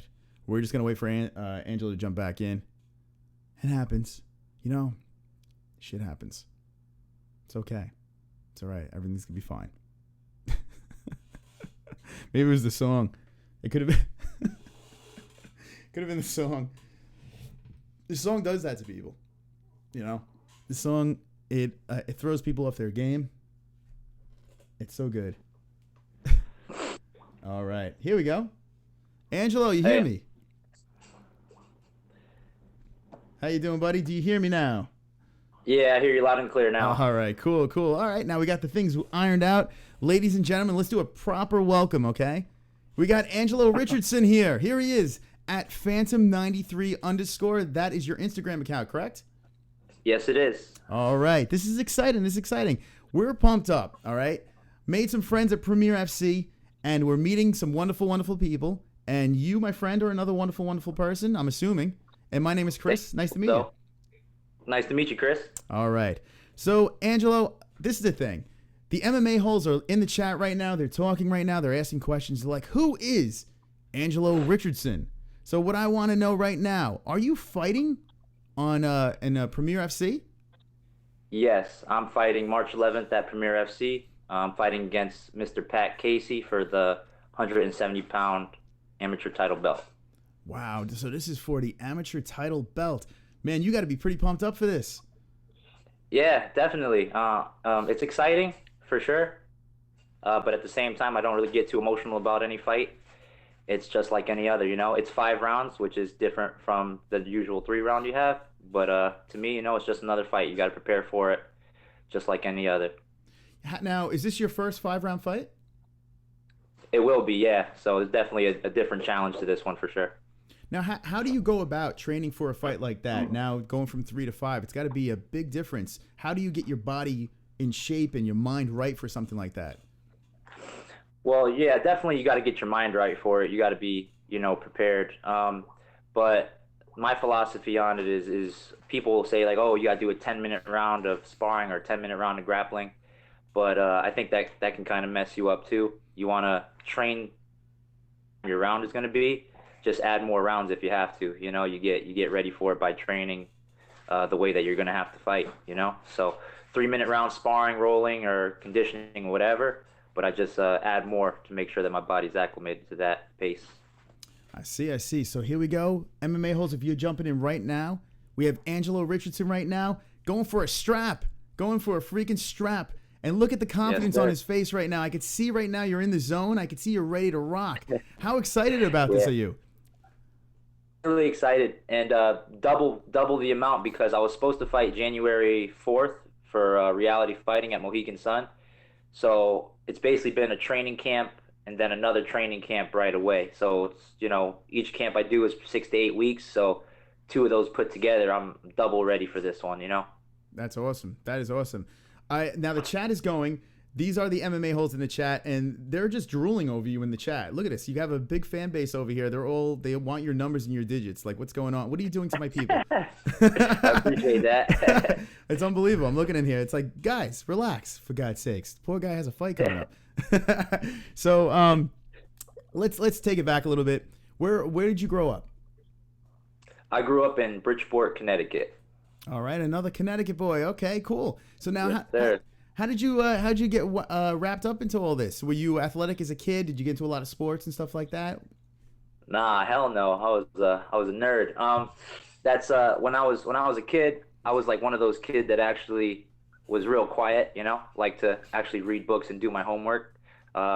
So growing up in Bridgeport, you know, it's kind of a rough town. The other kids kind of like to pick on me, bully me a little bit. So when I was 7, my mom, you know, took me to martial arts classes and stuff like that, and kind of fell in love with it. It was the only sport I really enjoyed. Tried everything else, didn't really like it, but I loved competing martial arts, loved training, and yeah, it kind of all went from there. Wow, so you basically did it as a self-defense thing as a kid, and you just fell in love with it. That's great, huh? You know, it's funny. You hear a lot of stories about people that just fell into it, this and that. But when you have like a reason to get into something, you got to have a little bit of an edge, and you have to be a little bit. You got to have a little advantage, I would think, to be so passionate about something like this. And I heard from a little birdie that a certain Lewis from Prosper got his ass kicked by you. Is this true? No, that's not true. Back in the day, I was like 18. I think it was pretty young. Lewis was a little bit younger then too. We had a little kickboxing match, and it was a good match. You know, and it was a real tough match. And Lewis just had an unfortunate injury. He likes to say that I did that to him, but I don't think I can take credit for that. It was just an unfortunate injury during the match. Yeah, I'm just playing around, and Lewis was speaking very, very highly about you. So this is exciting. This is exciting to have you on here. So now I see a lot of potential over here. So now this fight is coming up. I like to talk about weight cutting and all this stuff. Like, how much of a weight cut do you do before these fights? Well, I can when I'm between camps, I can be up to 200 pounds. I fight at 170, so I do have a weight to lose. Typically, I'm a tall guy as well, so I have to be really disciplined with my diet as soon as fight camp starts. The week of the fight, I can cut anywhere from 10 to 12 pounds. But before that, though, you got to make sure your body's prepped and ready to lose that water weight, so that you can put the weight back on quickly afterward. I see. So now in the chat, Thomas T wants to know how many fights you have under your belts. How many fights do you have? I have 3 MMA fights. So I have three MMA fights. A lot of other competitions that I did as I was growing up, but I started fighting MMA when I was 19, when I was old enough. Oh, okay. So I guess you must have made a nice splash on the scene right off the bat. You're going for this belt. So I guess a lot of people are saying high things about you. You must be doing something right here. I like to think so. I'm the type of guy where I don't talk a lot of trash. I don't talk a lot of shit. But when I go out, I go to fight. I don't care what nobody's gonna say. I don't care who the guy across from me is. I'm gonna try to impose my game. And I'm glad that people are enjoying that. I'm glad that people want to see me fight, But at the end of the day, I'm going out there just trying to perform and be myself. Do you know much about your opponent? Yeah. Pat Casey is probably one of the easier amateurs to find stuff out about. He's pretty popular. 5-1 as far as I know. Very athletic guy. Got a lot of attributes. Very explosive. And he's not, he's usually for amateurs, it's not always easy to get tape on him, but he's one of those guys where there's a lot of tape out there, and he's got a bunch of fights on his record. So, yeah. You know what? And this shows how much I know. These interviews got pulled together last second, and Pat Casey was supposed to be on the show earlier, but he unfortunately couldn't make it on. So now we're all going to root for you. I appreciate that. I appreciate the love. We're all team Angelo Richardson. That's how that's working. I noticed it sounds like you're a little bit under the weather now. Is it you have a cold or something, or? Yeah, my nose always sounds like that though. I have I got a deviated septum. That's one of those things that you get training for so long, sparring for so long. So I always just sound like my nose is stuffed a little bit. So don't read too much into it. I was curious because what happens if you get sick before a fight and stuff like that? How do you battle against something like that if you get like a little under the weather? It's got to be difficult to go around that. Yeah, but it's just mental, It's just a part of the game, Guys get dinged up, sick, all types of things happen. And if you're not really strong up here with your mental game, that can really kind of derail you. But I've been sick. I've broken some minor bones sometimes during camps. I've had a lot of stuff happen, and you got to be confident upstairs, and you got to just stay the path. Not freak out too much or get emotional about these little inconveniences. Things happen. Right now, if you're joining us right now, MMA-HOLES, we have Angelo Richardson. He's fighting Premier FC March 11th. It's going down. It's going to be dangerous. It's going to be exciting. What do you think about this fight now? Why should the fans tune into something like this? Premier FC, are you going to be putting on a show? Do you have any predictions on what's going to happen during this fight? I never make predictions because I always say that only God knows what's going to happen. So I don't make predictions, but I do think this will be a very exciting fight. Pat is a guy that brings it. He's explosive. He's powerful. I'm a guy that brings it. I always, I'm going to come forward. I'm not going to back down no matter what he brings. And you're going to see two guys who really want to win clash. And that's when the best fights happen. That's when the best wars happen, There's going to be punches, kicks, blood, spit flying, If you're sitting close enough, maybe you'll go home with a souvenir. Who knows? But that's the type of fights that I like to be a part of. And, I hope that's going to be that type of fight March 11th. That's awesome. It seems like you're in the zone. You're ready to go. Now, this is something that's off the beat right now. A fight just happened in the UFC where Derek Lewis fought Travis Brown, and he had a situation where he said he had to take a number 2 in the cage. Now, has anything like this ever happened? Like, have you ever experienced something like this? Like, oh my God, like what the fuck? I gotta take a shit now. No, not me personally. Thank God. I can only imagine that that's probably not good. But no, thank God I've never had that come up. Like these are things that you never think about, but like it happens on Sunday, and the guy's he's crumpled over in pain. You're like, holy crap, what happened to this dude? And, right. And it turns out that was the case. That's exactly the type of thing I'm talking about. Like these unforeseen things. You never know what could happen. And if you're not like fully focused, that's the type of thing that derails you, if you're not ready to deal with it right away. So, yeah. Once you're in that cage, what's the mindset like? When you're looking across that cage, is your heart like, I mean, what kind of feeling is that? How nervous are you in there? Or are you totally in the zone where it doesn't bother you as much? I definitely think when I'm before the walkout, definitely a lot of different emotions. You know, I think the one that I have most often in the 30 minutes or so before the fight is I'm just like, I don't know how to do this shit. Like, what am I? Why am I here right now? You know. But once that music hits and once you're in there, for me personally, it's like complete calm. You know, it makes sense. I know everybody's different, but once I'm looking across from the opponent, there's no thoughts, no emotion. You know, you're just kind of locked in. Mm-hmm. You're just ready to go. Do Yeah. you have a similar walkout song? Do you ever change your walkout song, or are you superstitious at all?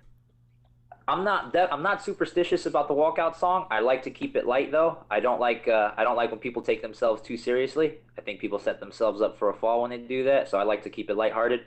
I like some Bob Marley, some Marvin Gaye, you know. So yeah, I like to keep it fun when I'm going out. That's awesome. And I spoke about this. I don't know if you're familiar with Justin Sumter. We spoke with him a couple of times, and he says that he likes to come out to just relaxing music. Nothing crazy, nothing to get that heart to explode. Want something relaxing when you walk out there. So you feel the same way? Yeah, definitely. It depends on what type of fighter you are. You know, I consider myself a martial artist, and you'll see a lot of the people that say that they're martial artists. They just trying to get into a flow out there. You know, you're not thinking too much about what's going to happen. You're just kind of letting it come, and you're kind of letting your training take over. So yeah, I could definitely see that. You know, you just want to relax, let the techniques come out. You know, don't think about it too much. If someone was to ask Angelo Richardson, which UFC fighter would you be most like? Who would you say would be the closest that you would compare yourself to? Oh, that I'm most like? I think I'd probably say a mix between Junior Dos Santos or Damian Maia. One of those two guys. Oh, that's awesome. So, are you a type of guy that likes to take the fight to the ground? Do you like to stand and bang, or a mixture of both? A mixture of both. Whatever's working is what I'll do, but my tendency is definitely to grapple. I like to grapple. You know, I always focus a lot on that. So, yeah, definitely grappling. Grappling's the way to go. So now, is it tough to adjust to an opponent? If your mindset is one way, is it tough to adjust to a situation, or you pretty much know that whatever you get into, you could go in every direction, and you're confident that you could stay in that direction? It's tough to adjust if you're set on your opponent being a certain way. You know, like if you're set on that. Oh, okay, my opponent does this, and I think this is what he's gonna do, and you train that way. And then all of a sudden he comes out and it's not how you expected. Yeah, that can be pretty tough to just erase all your training and try to fight a completely new way to try to win. But if you approach the fight game as from as a holistic thing, you know, like I got to have good striking that complements my takedowns, that complements my clinching. You know, I think that it'll be much easier for you to adjust. You know, to be a martial artist, don't be a fighter. There's a lot of fighters. There's not many martial artists, my opinion. 2017, if you had a crystal ball and you were able to look into the future and be like, okay, 2017 is the year of the what would be the year for Angelo Richardson? It's the year of the Falcon, baby. Year of the Falcon, Golden Falcon Gym. New gym, a lot of old faces, a lot of guys that have been around the local Connecticut MMA scene for a long time. A very strong team. I'd say 2017 is the year of the Falcon. A lot of good guys coming out of my team. Our team rather, and yeah, I think you're going to see a lot of us around. That's awesome news. Now, okay, we found out why everyone wants to tune into this fight. We found out a little bit about yourself. I see on Instagram you said you're a gamer. Yeah, absolutely. Do you do the whole YouTube thing? Do you have a channel or anything like that you would like to shout out? No, I don't. I don't have the hardware or the money to do that right now. But one day it's definitely a goal. I want to be like Mighty Mouse, you know. Have a little Twitch channel on the side. I tell you what, he's got a good thing going over there, Mighty Mouse, man. He's pound for pound GOAT right there, and then all of a sudden he's got this great freaking video game channel going on, and he's killing it on both ends. Yeah, he's living the life, man. Living the life. Any preference to video games that you like to play? Is there a specific type of game? Oh man, I like the real nerdy games. I like the RPGs and the stuff like that. I like a couple shooters here and there, but I don't know. Once I start getting killed by the Asian kids with the aimbot, I start turning it off and get a little bit frustrated. So it all depends. Do you talk a lot of smack online? Do you play a lot of online playing and talk a lot of smack? Nah, not at all. Not at all. I can't get involved, man, because I know my limit. If I get involved in that just a little bit, I'm gonna say some stuff that I shouldn't be saying. So I stay away from it. Now, what about in the cage? Do you ever get into something? Have you ever gotten into a fight where it was just like a lot of smack talking going on between you and your opponent? Nah, I've had a few. I had one where there was some trash talk beforehand, but I'm pretty much all business. I like to give that image of just being very solemn. No matter what the guy does, if he's talking shit or if he lands or whatever, I just keep that blank kind of soulless stare. Kind of try to unnerve him a little bit. All right, so it seems like you have your head together and everything like that. What do you do other than play games and stuff like that on your off time? Is this looking like? Is this the goal? Is this the goal right now for the Angelo? Is this the dream right now to become the next big thing, the MMA GOAT of whatever path you go? Is that the move that we're looking here? I mean, it could be, and I know that's probably not the politically correct answer to give if you're a fighter, but my whole thing about it is that I don't put any expectation on myself. I'm a martial artist. No matter what happens, win, lose, draw, title, no title, I do this because I love it. And because I love it, I think that's why I'll be successful at it. I don't need to put any type of imaginary pressure on myself. I go out there, I fight, the chips fall where they may, and hopefully that's in my favor. And that's all I think about. I don't have to think about anything past that. If I end up being UFC champion one day, awesome, but I'll still be a martial artist no matter what. How did you get linked up with Premier? I was at my old gym. It was with my old team, and Karen came by one time just to talk to my coach at the time, and I was kind of new to the team, so I didn't want to just jump out and say like, hey, I'm a fighter, I want to fight, but I kept coming to the team practices, and then eventually got set up with a fight for Premier, and that was like 3 years ago now when I fought for Premier for the first time. So all your fights have been with Premier? All but one. I've fought one outside of Premier. I'm undefeated at Premier, so that's a nice little stat, I guess. There you go. So it looks like you should stay there, get this belt. Now, when you win this belt, okay, how many defenses before you completely go pro? What's a prediction right now? I'd like to fight anywhere from 3 to 5 times this year, okay, and at the end of the year go pro. So however it shakes out from now to then would be the amount of times I'd be willing to defend it. If that I am the champion. So if I win it March 11th and then I defend it 3 times, 2 times, however many times, at the end of the year I'd definitely probably be going pro anyway. So there we go. I like the confidence. It looks like you're going in the right direction. I see Thomas T in the chat says, "Go for it, Angelo," with a lot of exclamation points. I mean, thanks, Thomas. Appreciate it. The MMA holes are pushing for you here. Is there any last thing that you would like to say? Anything that you would like to promote, and anything that you would like to leave the MMA holes with? But before you do that, Angelo, what I need you to do, Angelo Richardson. Actually, do you have a name? Do you have like a fighter name? Yeah. They call me Phantom, just like my Instagram name. I one of my buddies broke my orbital bone, split my orbital bone from right here to right here. Oh, shit. And they started saying like, oh, he's like a Phantom of the Opera. So that's where that name came from. Now your Instagram name makes a lot of sense. That's actually a cool story right there. I mean, it sounds like it sucked at the time, but it's a cool story. Yeah, it wasn't fun, but yeah, it's a cool story now. Yeah, I like that. Phantom of the Opera. That's pretty cool. All right, so Mr. Phantom, the stage is yours. Say whatever you would like to the MMA holes first, but beforehand, I need you to say, I am the Phantom, and I am an MMA hole. I need you to say that right now.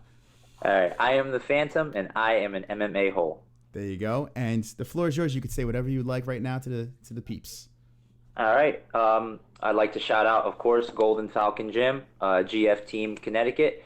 My coach is Mohammed Lemjardine, Christopher McMillan, the best heavyweight jiu-jitsu player you haven't heard of yet. And everyone else at Golden Falcon Gym, my boy Alex Ortiz, premier lightweight champion, actually letting me use his phone right now to do this. And yeah, and actually, obviously you for having me on. I had a very good time. This is pretty cool. Listen, come back. I said it to William. I say it to you too. After you guys win, I need you all to come back. We're going to have a big party. We'll open up the hangouts. We'll have a couple of drinks. We'll talk about gaming and whatever the hell you want to talk about. Sounds good, brother. We'll do it. All right. Good luck, Angelo. I'll see you at the event. There he is. Angelo Richardson, guys. The Phantom at Phantom93_. Everyone needs to follow him right now. Thank you for coming on. All right, brother. Have a good one. All right, guys. Here it is. Look at this. Premier FC. There you go, guys. This is why you have to watch. Look at these fighters. They come in. They're all charismatic, good people. And I tell you what, you know, judging from everyone that I'm meeting right now, I'm getting good vibes. I'm really getting good vibes right here. I think these are good people. I think they have bright futures. I really do. If they didn't, I would have said anything. I would have been like, nah, yeah.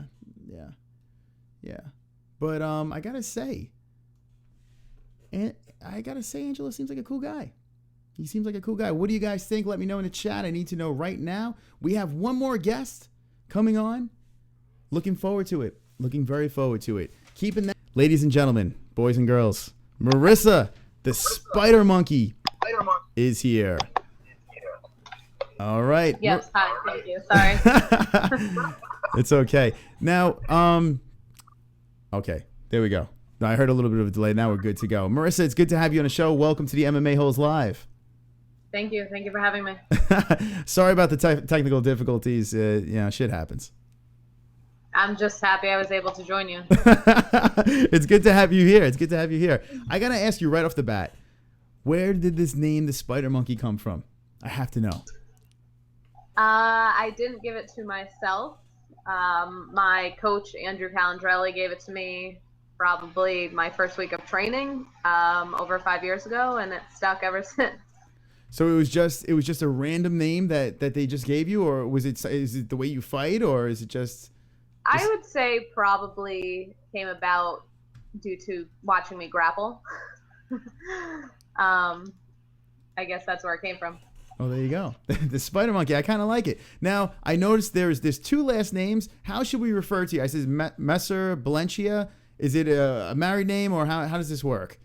That was actually very good. First try pronunciation. It's my mother's and my father's name put together, actually. Oh, okay. That's pretty awesome. But a lot of the time fighting, I'll just go by Belenchia, but either one. Legally, my full name is Messer-Belenchia. Okay, Messer-Belenchia. Gotcha. So is that Italian, Belenchia? Yes, it is. There we go. See, I'm half Paisan, so half of me sometimes comes out. All right. So, Marisa, what I'm hearing, there's rumors that there's going to be a fight, and it's going to be on March 11th. It's going to be a bloodbath, and the other person's not going to make it out alive. That's what I'm hearing. Is this the truth? Sounds about right.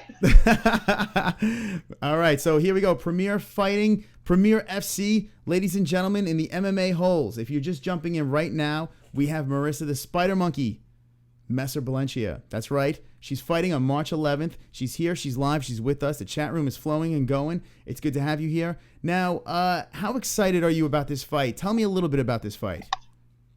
I think it's going to be a good time. I'm excited. I've had a few other training camps that my opponents backed out last minute, for this reason or that reason. MMA-wise, I do fight a lot and very frequently for boxing, but MMA-wise, I'm just excited to get back in there and have somebody show up. So is this fight a fill-in? Is someone filling in for your opponent, or? No. This was set up weeks ago. I'm just saying my last two training camps didn't end up going through. In October, I was supposed to fight for a premiere. That didn't go through. And then January 7th, I was supposed to fight for reality fighting. Both opponents were unable to make it. So I noticed right off the bat, I stalked your Instagram, and I see it's @fit_miss with 3 S's. Make sure you check her out on Instagram. I see it says No Gi World Champ and Pan Am Champ as well. That's some impressive stuff right there. Thank you. I was able to attain those titles just a few months ago. Wow, a few months ago, huh? So that must have been some accomplishment. It's good. It's good. I'm looking to get more. Yeah. So how old were you when you started training and getting into all this stuff? I would say consistently training probably 19. 19 years old. Okay. So what made you get into to MMA or to any of the mixed martial arts stuff? Were you an athletic person as a kid? No, not really. But I was always I had brothers who wrestled, so I was always interested, and I'd always have to kind of fend for myself. So I always wanted to do it. When I was about 10 or so, around those years, I actually went to 2 wrestling practices, but since I was a girl, nobody wanted to train with me. And I didn't end up sticking with it. And then when I was about 17, I tried out an MMA gym, but I didn't really know what MMA was. And I liked it, but I couldn't get there. I couldn't afford it. So when I was 19, I had the chance to get involved with traditional martial arts, Taekwondo, and once I started, I never stopped. So did you grow up with all brothers? You had 2 brothers, 3? How many brothers and sisters do you have? I'm the baby of the family, so everybody's older than me. I have a sister and 3 brothers. Okay, sister and 3 brothers. So a nice big family over there, and you said you're the youngest out of the group, so I'm sure you had to scrap at the bottom. I'm sure with everyone taking. I mean, I didn't grow up in the same household as everybody. I had a brother and a sister, but my brother, who I did live with growing up, he wrestled for years, and yeah, he would just grab me and make me fend for myself. He'd throw you right to the wolves, right? Yeah, so it got me interested, and that was something I always wanted to do. But even, me being his sister, he didn't even want, me to wrestle at that time. Now everybody thinks it's a good idea, but at that point in time, not so much. Was he very overprotective of you as a kid, or? No. Nobody really wants their sister to wrestle on the high school wrestling team, I would say. Nowadays, it's more, way, way, way more accepted, and there's all women's wrestling teams, but 15 years ago, that's not really a cool thing. So you're somewhat of a pioneer then, if you really think about it. I mean, you're kind of paving the way for some women here. It's way more acceptable now than even when I started. It was still people, when I was starting out, nobody knew who Ronda Rousey was. Nobody knew who, anything like that was. Women weren't in the UFC, so I just got involved with it because I walked into an MMA gym, and I loved it. I tried out, and this is Ultimate MMA Training Center in North Haven. I've been there for the past 5 years with Andrew Calandrelli. I never left once I started with him. I'd say the first night I left, I went online and looked up, the UFC and that women were allowed to fight. And I was like, this is the coolest thing in the world. I didn't even know this existed. So I really didn't even know what MMA was until I looked up after, experiencing like a trial class, everything like that.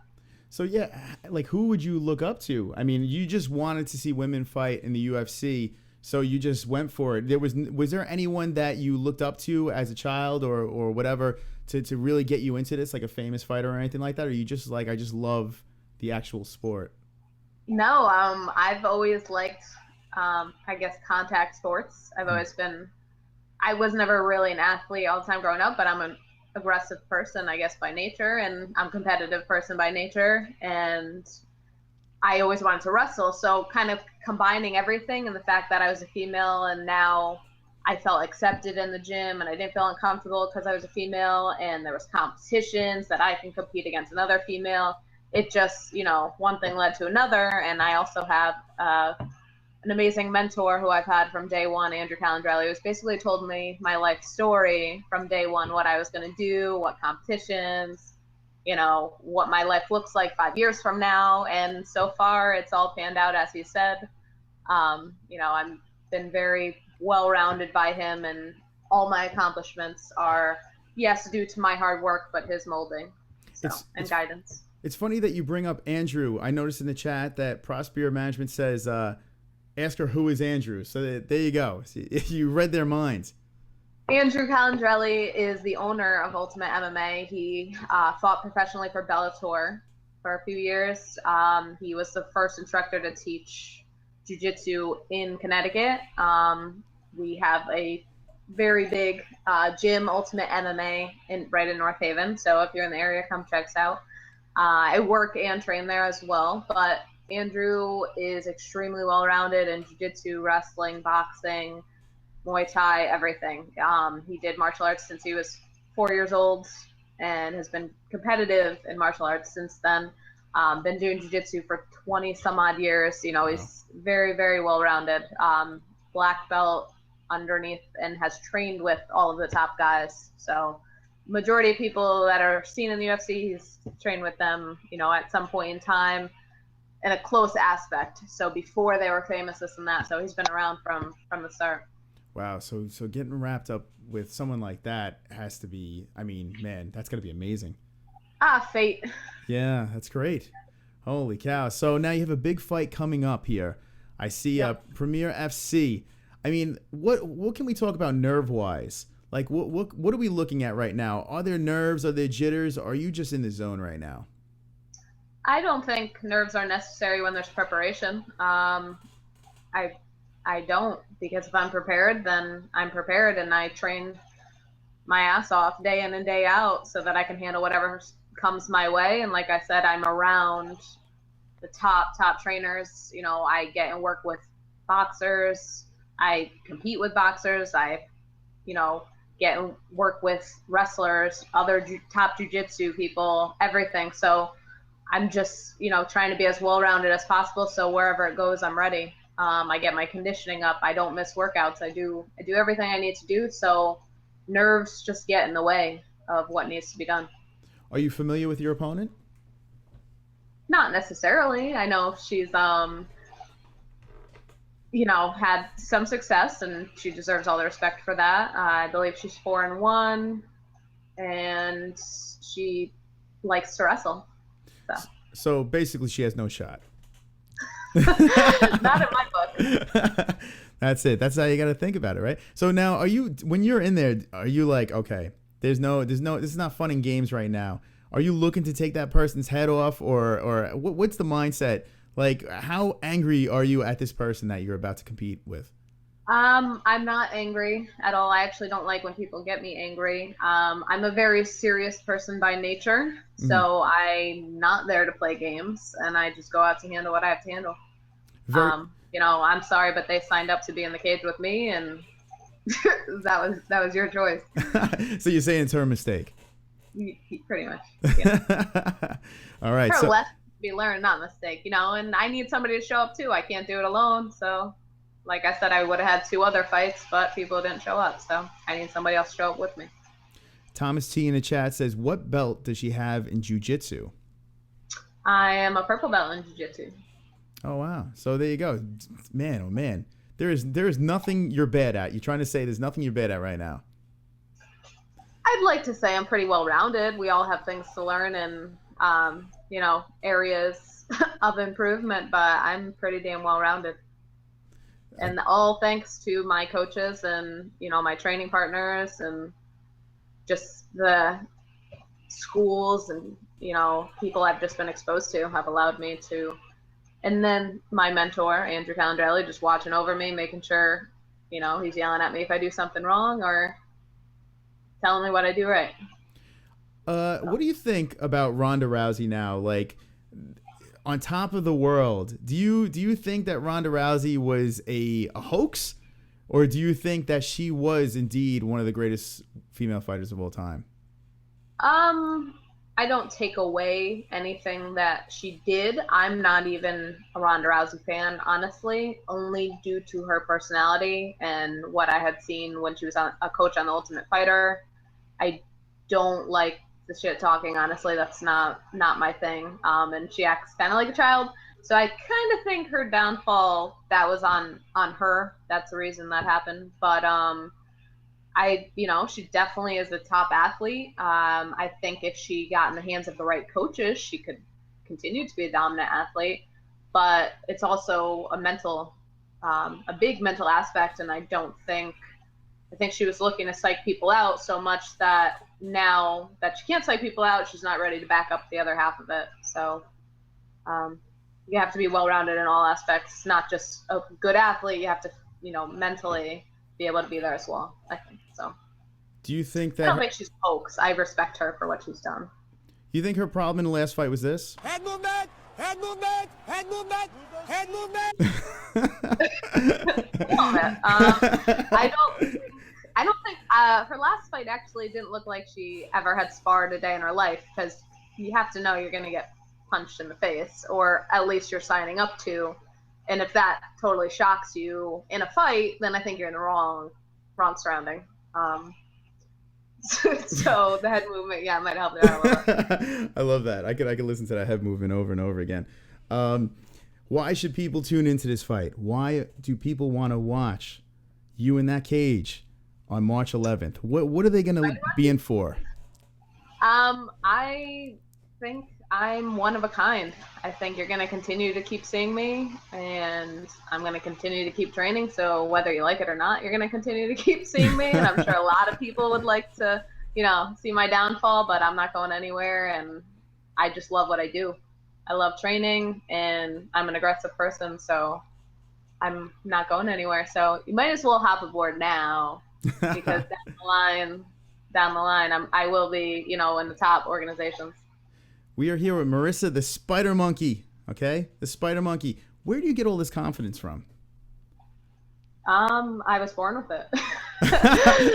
I don't know. That's just me. I'm in any aspect of my life, I give it 100%. So I have no reason not to be. I'm not lying to you. I just don't see, to me, the UFC or Bellator or ONE FC, all those top guys, it's just a place of employment. There's no reason if I do what I'm supposed to be doing that I can't get hired by them. So it doesn't seem like a far-fetched thing to me.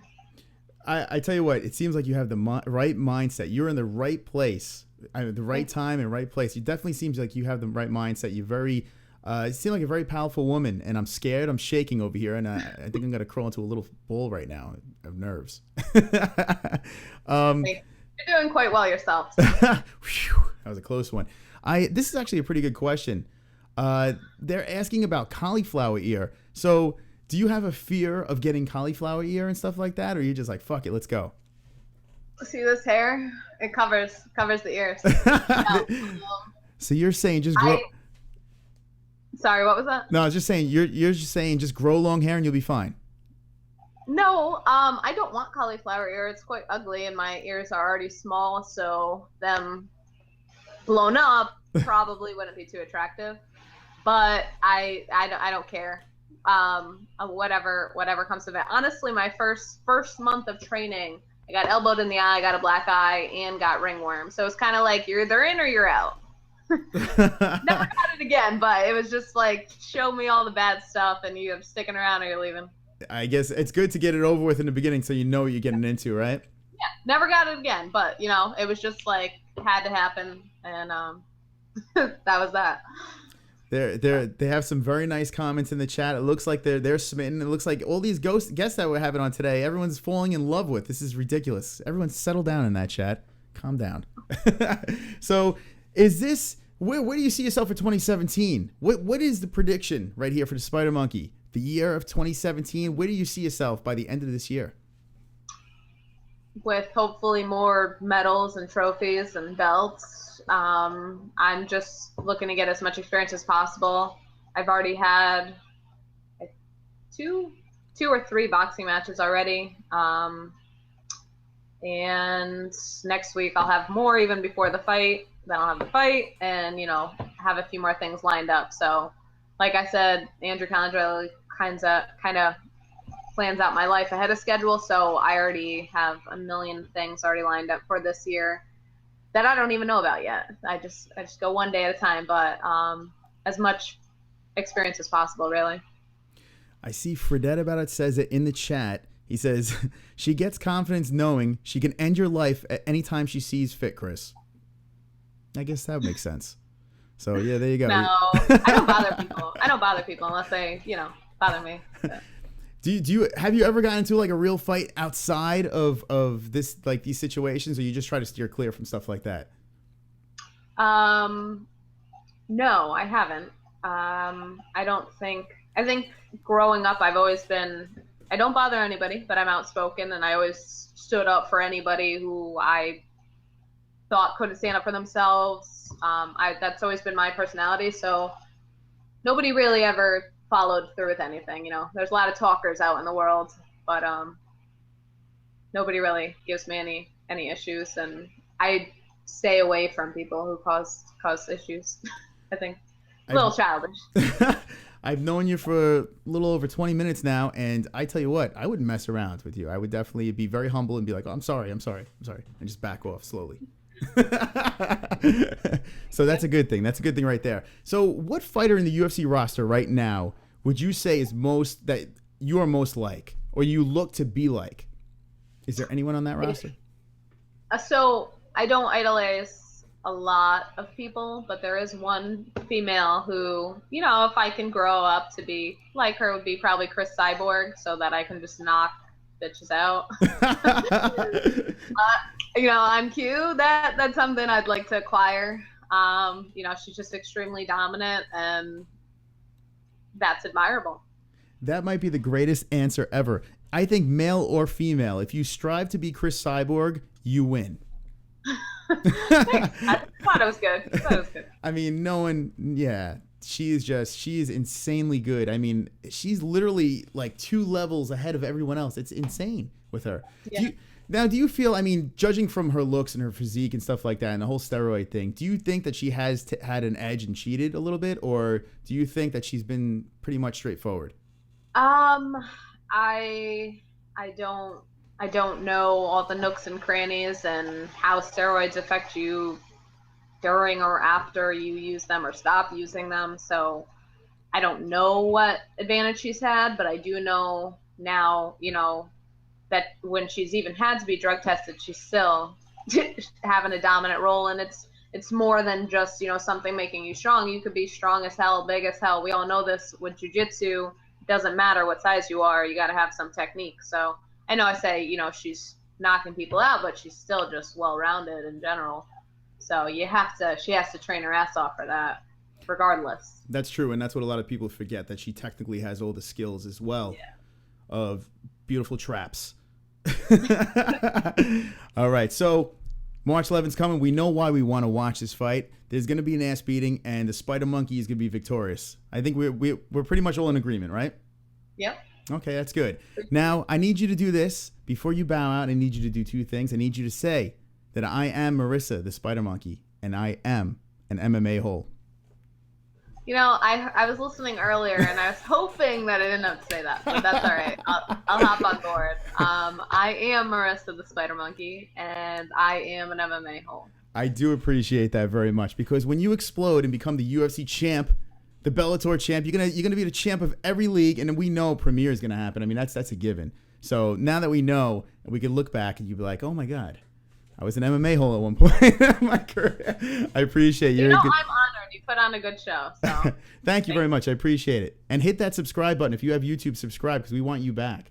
Now, the floor is yours. Like everyone else, I like to give you the last couple of words and say whatever you'd like to say. Plug whatever sponsors you like. Go for it. I guess just thank you to my training partners, trainer Andrew Calandrelli. Again, if you guys are in the Ultimate, or if you're in the North Haven area, come check out Ultimate MMA Training Center right on State Street, or, you know, on Facebook, everything like that. You'll see more videos of me. Follow me on Instagram, Facebook, whatever. Again, thank you for your time. I thank all my training partners and, you know, trainers, everything like that, to get me well-rounded and ready for this fight. Marisa, you were the greatest sport of the whole group. Screw the rest of the guys. You blew everyone away. You did a great job. I was the only female, so like that was easy to do. Nah, I guess so. Whatever. Do you do a lot of interviews? No, I don't. So is this like something that so you don't do it on a regular basis? Were you nervous at all, or are you just like, oh, it's MMA-holes, who cares? Well, I was watching the ones before me, so that made it a little bit better. I just didn't really know what to expect. And honestly, the only thing is I didn't know how to figure out this whole technology thing. So that was, I was bothering the gentleman Jose a lot about how to log on to here, what to do, where do I use this password or that password. So I'm just happy it ended up working out. Well, now that you know, We need you to be a reoccurring guest and come back with everyone else after the victory. How's that sound? Yes. Thanks. Perfect. Marisa, it was a pleasure to have you on. I appreciate it. You were, as the kids say, wonderful, wonderful. And have a great night. You as well. Thank you. All right. How about that, guys? There it is. Marisa the Spider Monkey will be victorious. I like saying Spider Monkey. I don't know what it is. This has a Found nice a shirt too. You got a shirt too? Spider-Man. Are you selling them things? Would you like to plug it? I don't have any at the moment to be sold, but there will be. And this is the first edition from a few months back, so the next edition, Listen, thank you. I'm all about selling my soul. I have MMA-HOLE shirts and everything like that. So if you ever want any advice, just hit me up and I'll tell you how to do it. Okay. The Spider Monkey. Look forward to the new shirts coming out very soon. All right, thank you. All right, thanks again. Take care. Have a good night. Bye. All right. Cool beans, guys. That was Marisa the Spider Monkey. I'm telling you right now, I know Mr. Knight, William Knight, is a tough dude and a scary dude. But I have to say, the Spider Monkey scares me of all three that came on today. She could kick all of her asses in one shot. I have a feeling. Wonderful, wonderful.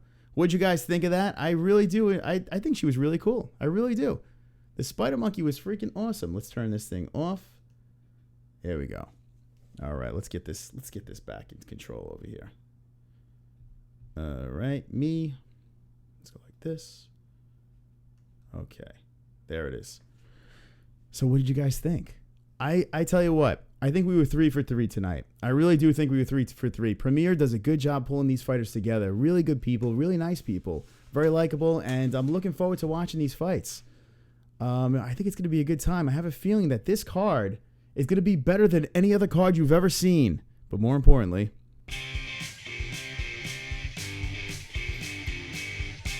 look at them things. Sing along, guys. The 4th time. I've got 10 more likes. I've got 10 more likes. I've got 10 more likes. Fuck you. Dislikes. Yes. I've got 10 more likes. I've got 10 more likes. I've got 10 more likes. I hope the dislikes die of AIDS. That's right. All right. I saw that we hit it when she was on. This is Marisa's first time on. I couldn't hit her over the head with the 10 more likes song. But now that she's been on, when we do get her back, she's going to have to withstand the 10 more likes song. And we're going to have her dance with the MMA-holes. She did a wonderful, wonderful job. Wonderful, wonderful. What'd you guys think? Let's go to the chat. She's nervous about all 23 of us watching. Hey, listen. 23 people watching. But 486 are subscribed so they can watch at any time. So you never know. She's not as forget about it. I think they're both very beautiful, and I think they're both wonderful. Wonderful, wonderful. You really fucked up that last interview, Chris. Fuck off, forget about it. Smile that KO's men farewell, Marisa. Okay, just kidding. Forget about it. Forget about it. Don't make me come in there. Don't make me come in that chat and come after you. Jacob says. This is a social experiment to have nice people on Skype be occasionally exposed to the filth cringiest of the chats. That's right. I saw a lot of your shit in there. You guys are fucking hilarious. Yeah, Fred. He didn't take his phone number. Chris, you fucked up. You didn't ask her if she suffers from cauliflower clam. Oh, God. You know what? Oh, God. Cauliflower clam. Well, if she does come on again, the gloves are off, and I'll ask your questions. This is the thing, guys. I had to get the questions out. We had to find out about these 3 fighters. We have to find out a little bit about them. They come back on, the gloves are off. The best part about this is there's really no questions here, if you can't tell. It's all off the cuff. It's off the top of my head. So whatever comes out, comes out.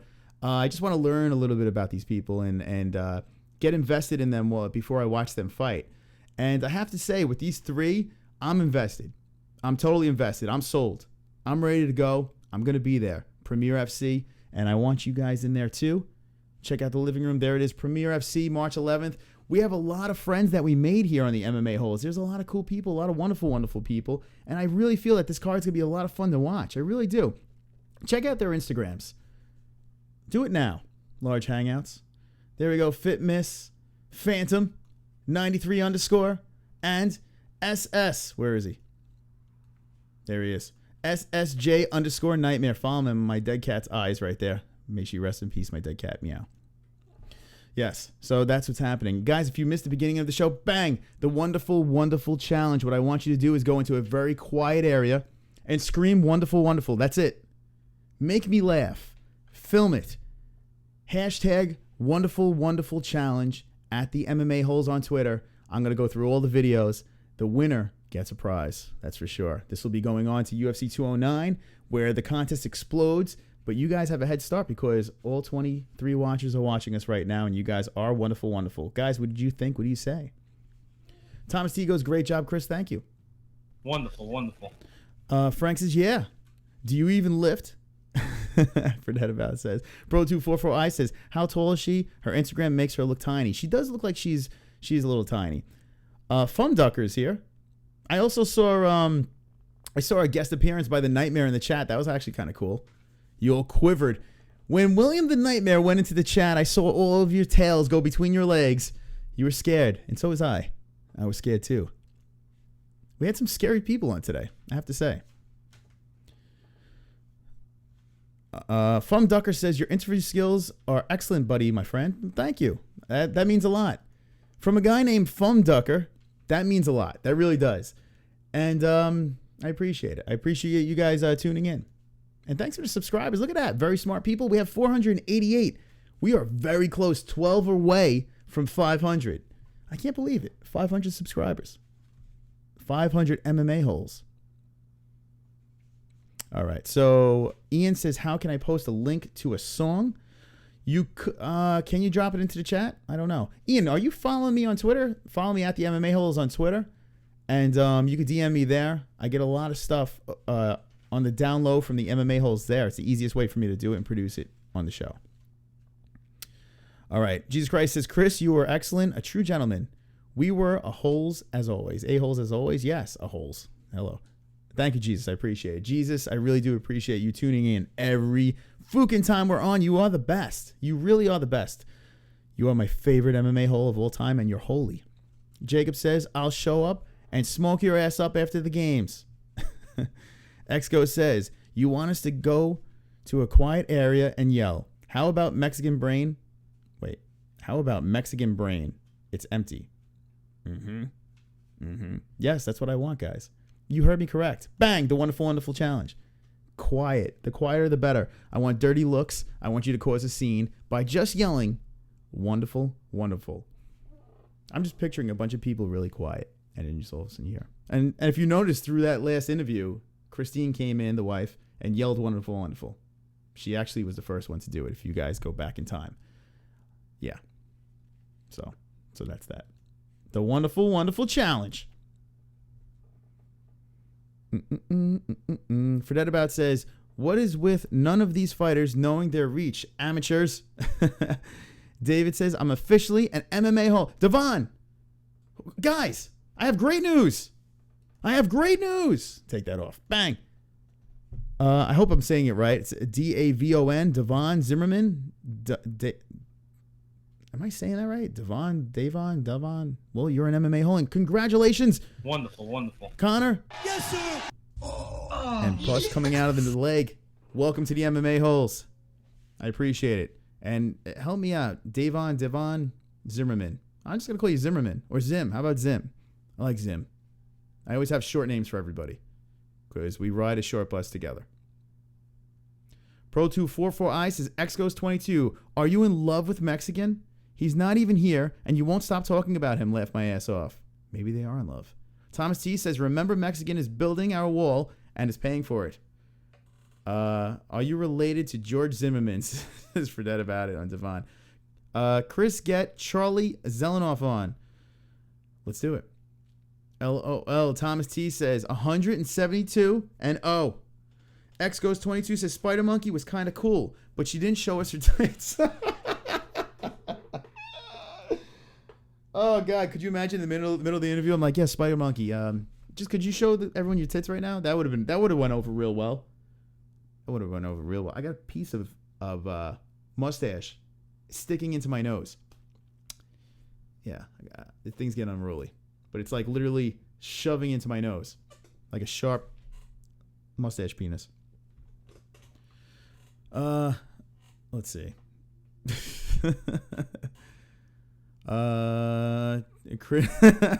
Charlie is a dumb fuck. No, she did not. Says Fred about. Devon says, yes, my uncle. Yes, he's my uncle. And don't get smart. I'm training partners with Spider Monkey. Uh-oh. Look out. There's this training partner in there. And if you're training with the Spider Monkey, I'm not messing with you. Not. Davon. Okay, Davon. Okay. There we go. So now we got it. Devin, says Jacqueline. Davon. All right. Gotcha. And welcome, Davon. Appreciate you hanging out with us. Forget about it says, Trayvon. Fum Ducker says, Chris, what is your personal belief on staying fit? Do you need your mind to be healthy? Look at this. See that thing? Fucking thing is ridiculous. That's what I think. No, I do believe, like, all joking aside, I do believe try to be healthy. Although I fall off the wagon a million times and I have a sweet tooth. I have a lot of sweet teeth. But, yeah. Live healthy, guys. Seriously. It's the best way to do it. All I drink is coffee and water and scotch. And here's my water. I'm going to have a little bit of that. It's fucking delicious. I don't drink any soda, any of those sugary shit. But I do like to drink scotch. I am a scotch guy. And, guys, if you're ever even looking to lose weight, just drink water. Just get rid of soda and drink water, and pounds will literally fall off. But I do believe in living as healthy as possible. Stay fit, stay strong, and keep those cocks out. Fum Ducker. I like that name, Fum Ducker. That's a good one. Davon says, call me Trayvon Zimmerman, Chris. Too soon. Nothing's too soon here on the MMA-HOLES. Nothing. Okay, can you go over UFC 209 and give your thoughts on some of the fights right now? I can, but I won't. I'm winding this show down. Tomorrow is Bellator, but don't worry, there's going to be a lot more 209. I've been fucking beating 209 over the head. I've been talking about it a lot of my thoughts on the fight. I will break down these fights. No worries, they're coming up. And then I get really in depth on Fight Buddies. We fucking get drunk and we're going to fucking really go for it on UFC 209. I do think 209, unfortunately, I'm a little nervous about it. I feel it might be a little bit of a letdown, but you never know. My opinion can change. It's possible. It's definitely possible. Hold on. Let's go like this. There it is. Beautiful. UFC 209. There it is. Tomorrow night, I might divulge into a little bit. We're going to do 3 nights in a row, but we're going to focus a little bit on this shit show. Bang. This shit show right over here. Whoa. Where you going? Brett McDermott versus Lee McGarry. We're going to focus on this fucking shit over here. And the reason why we're focusing on this is, hey, I like Lee McGarry. I'm a fan. I was rooting for him against Phil Davis. That didn't work out too well for me. But we're going to bang into this one right over here. James Gallagher. If you don't watch Bellator, do it now. This kid, they're hyping up a lot. He's like a mini McGregor, and the crowd's going to be going fucking wild. That's what we're going to be doing. That's what we're going to be saying. So tune in tomorrow for the Fight Buddies. We're going to be doing it. Check your YouTube subscriptions. Click the bell next to you.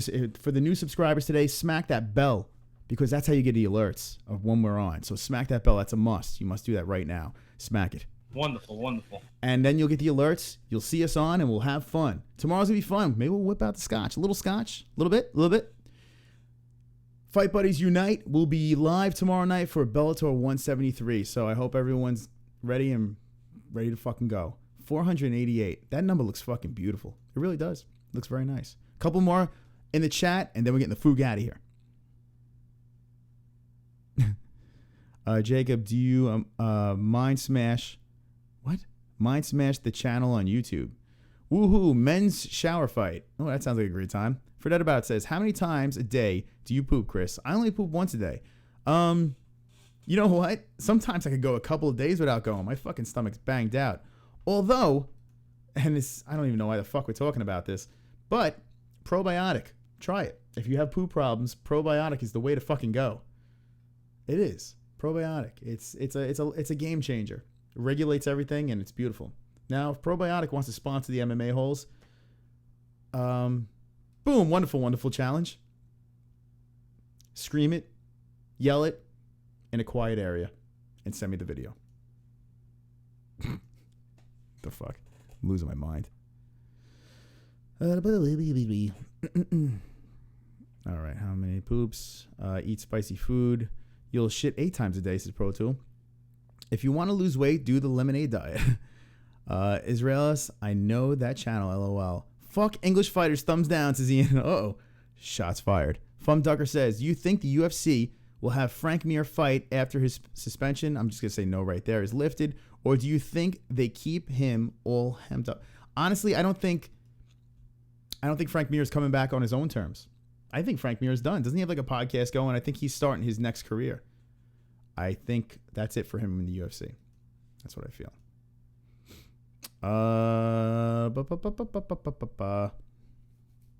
Finds him. Let's see. Trump shouldn't. What's this say? Trump shouldn't build a wall. Instead, he should post war. Wait. Hold on. This fucking light's in my way. Let me move this thing out of the way. There we go. You fucking light. Fuck you, light. All right. Exco says Trump shouldn't build a wall. Instead, he should post world problems. And if the people trying to cross can solve them, then let them in. If not, send them to Canada. When all's failed, send them to Canada. That's what Exgos is saying. I hope Liam gets killed, says Ian. Well, that's harsh. Jesus Christ says, he is Niceland. The best brown. Good look nice, man. Look, oh, fuck. LOL X-Ghost. Oh, got it. No, I don't know him. Fred, I saw that. Fred about says, why didn't you ask any of them if they watch or like Luke Thomas? That's a question for another time. Thomas D says, Chris, do you ever notice corn in your poop? And you have yes, everyone has corn in their poop. It's beautiful. It's a beautiful thing. It's like a reward to see it again the second time around. Chris poops easily by keeping his walls loose. And there he is. I'm his dad. He hasn't been around forever, and he comes back in. He's like, did someone say poop? I'm here. All right, guys. You guys killed it as usual. Thanks for hanging with us. I had a good time. Everyone in the chat was wonderful. Wonderful. Once again, let's say it. We'll be talking about this a lot. The wonderful challenge. That's right. We're doing this. So what I want you to do, quiet crowd, quiet area, scream, wonderful, very loud, and embarrass yourself. Film it on Twitter. Release it on Twitter. Hashtag. How do you do this? Wonderful challenge at the MMA-Holes. Those are two very important things. If you hashtag wonderful challenge at the MMA-Holes, that's the only way I see it. I'm going to sort through all the videos. I'm going to play them on the air. We'll have a show where we just go through all the videos and laugh our fucking asses off. I picked the top 4. You guys vote for the best video, and then prizes ensue. That's how it works. Thanks for joining us. Tomorrow we'll be Fight Buddies. So I want you all to come here. I want you to come all over yourself. That's right. Fight Buddies is tomorrow night for Bellator 173. If you don't like Bellator, just come hang out with me. That's it. That's how it works. Thanks for watching. And remember, everyone remember, don't be an a-hole, be an MMA-hole.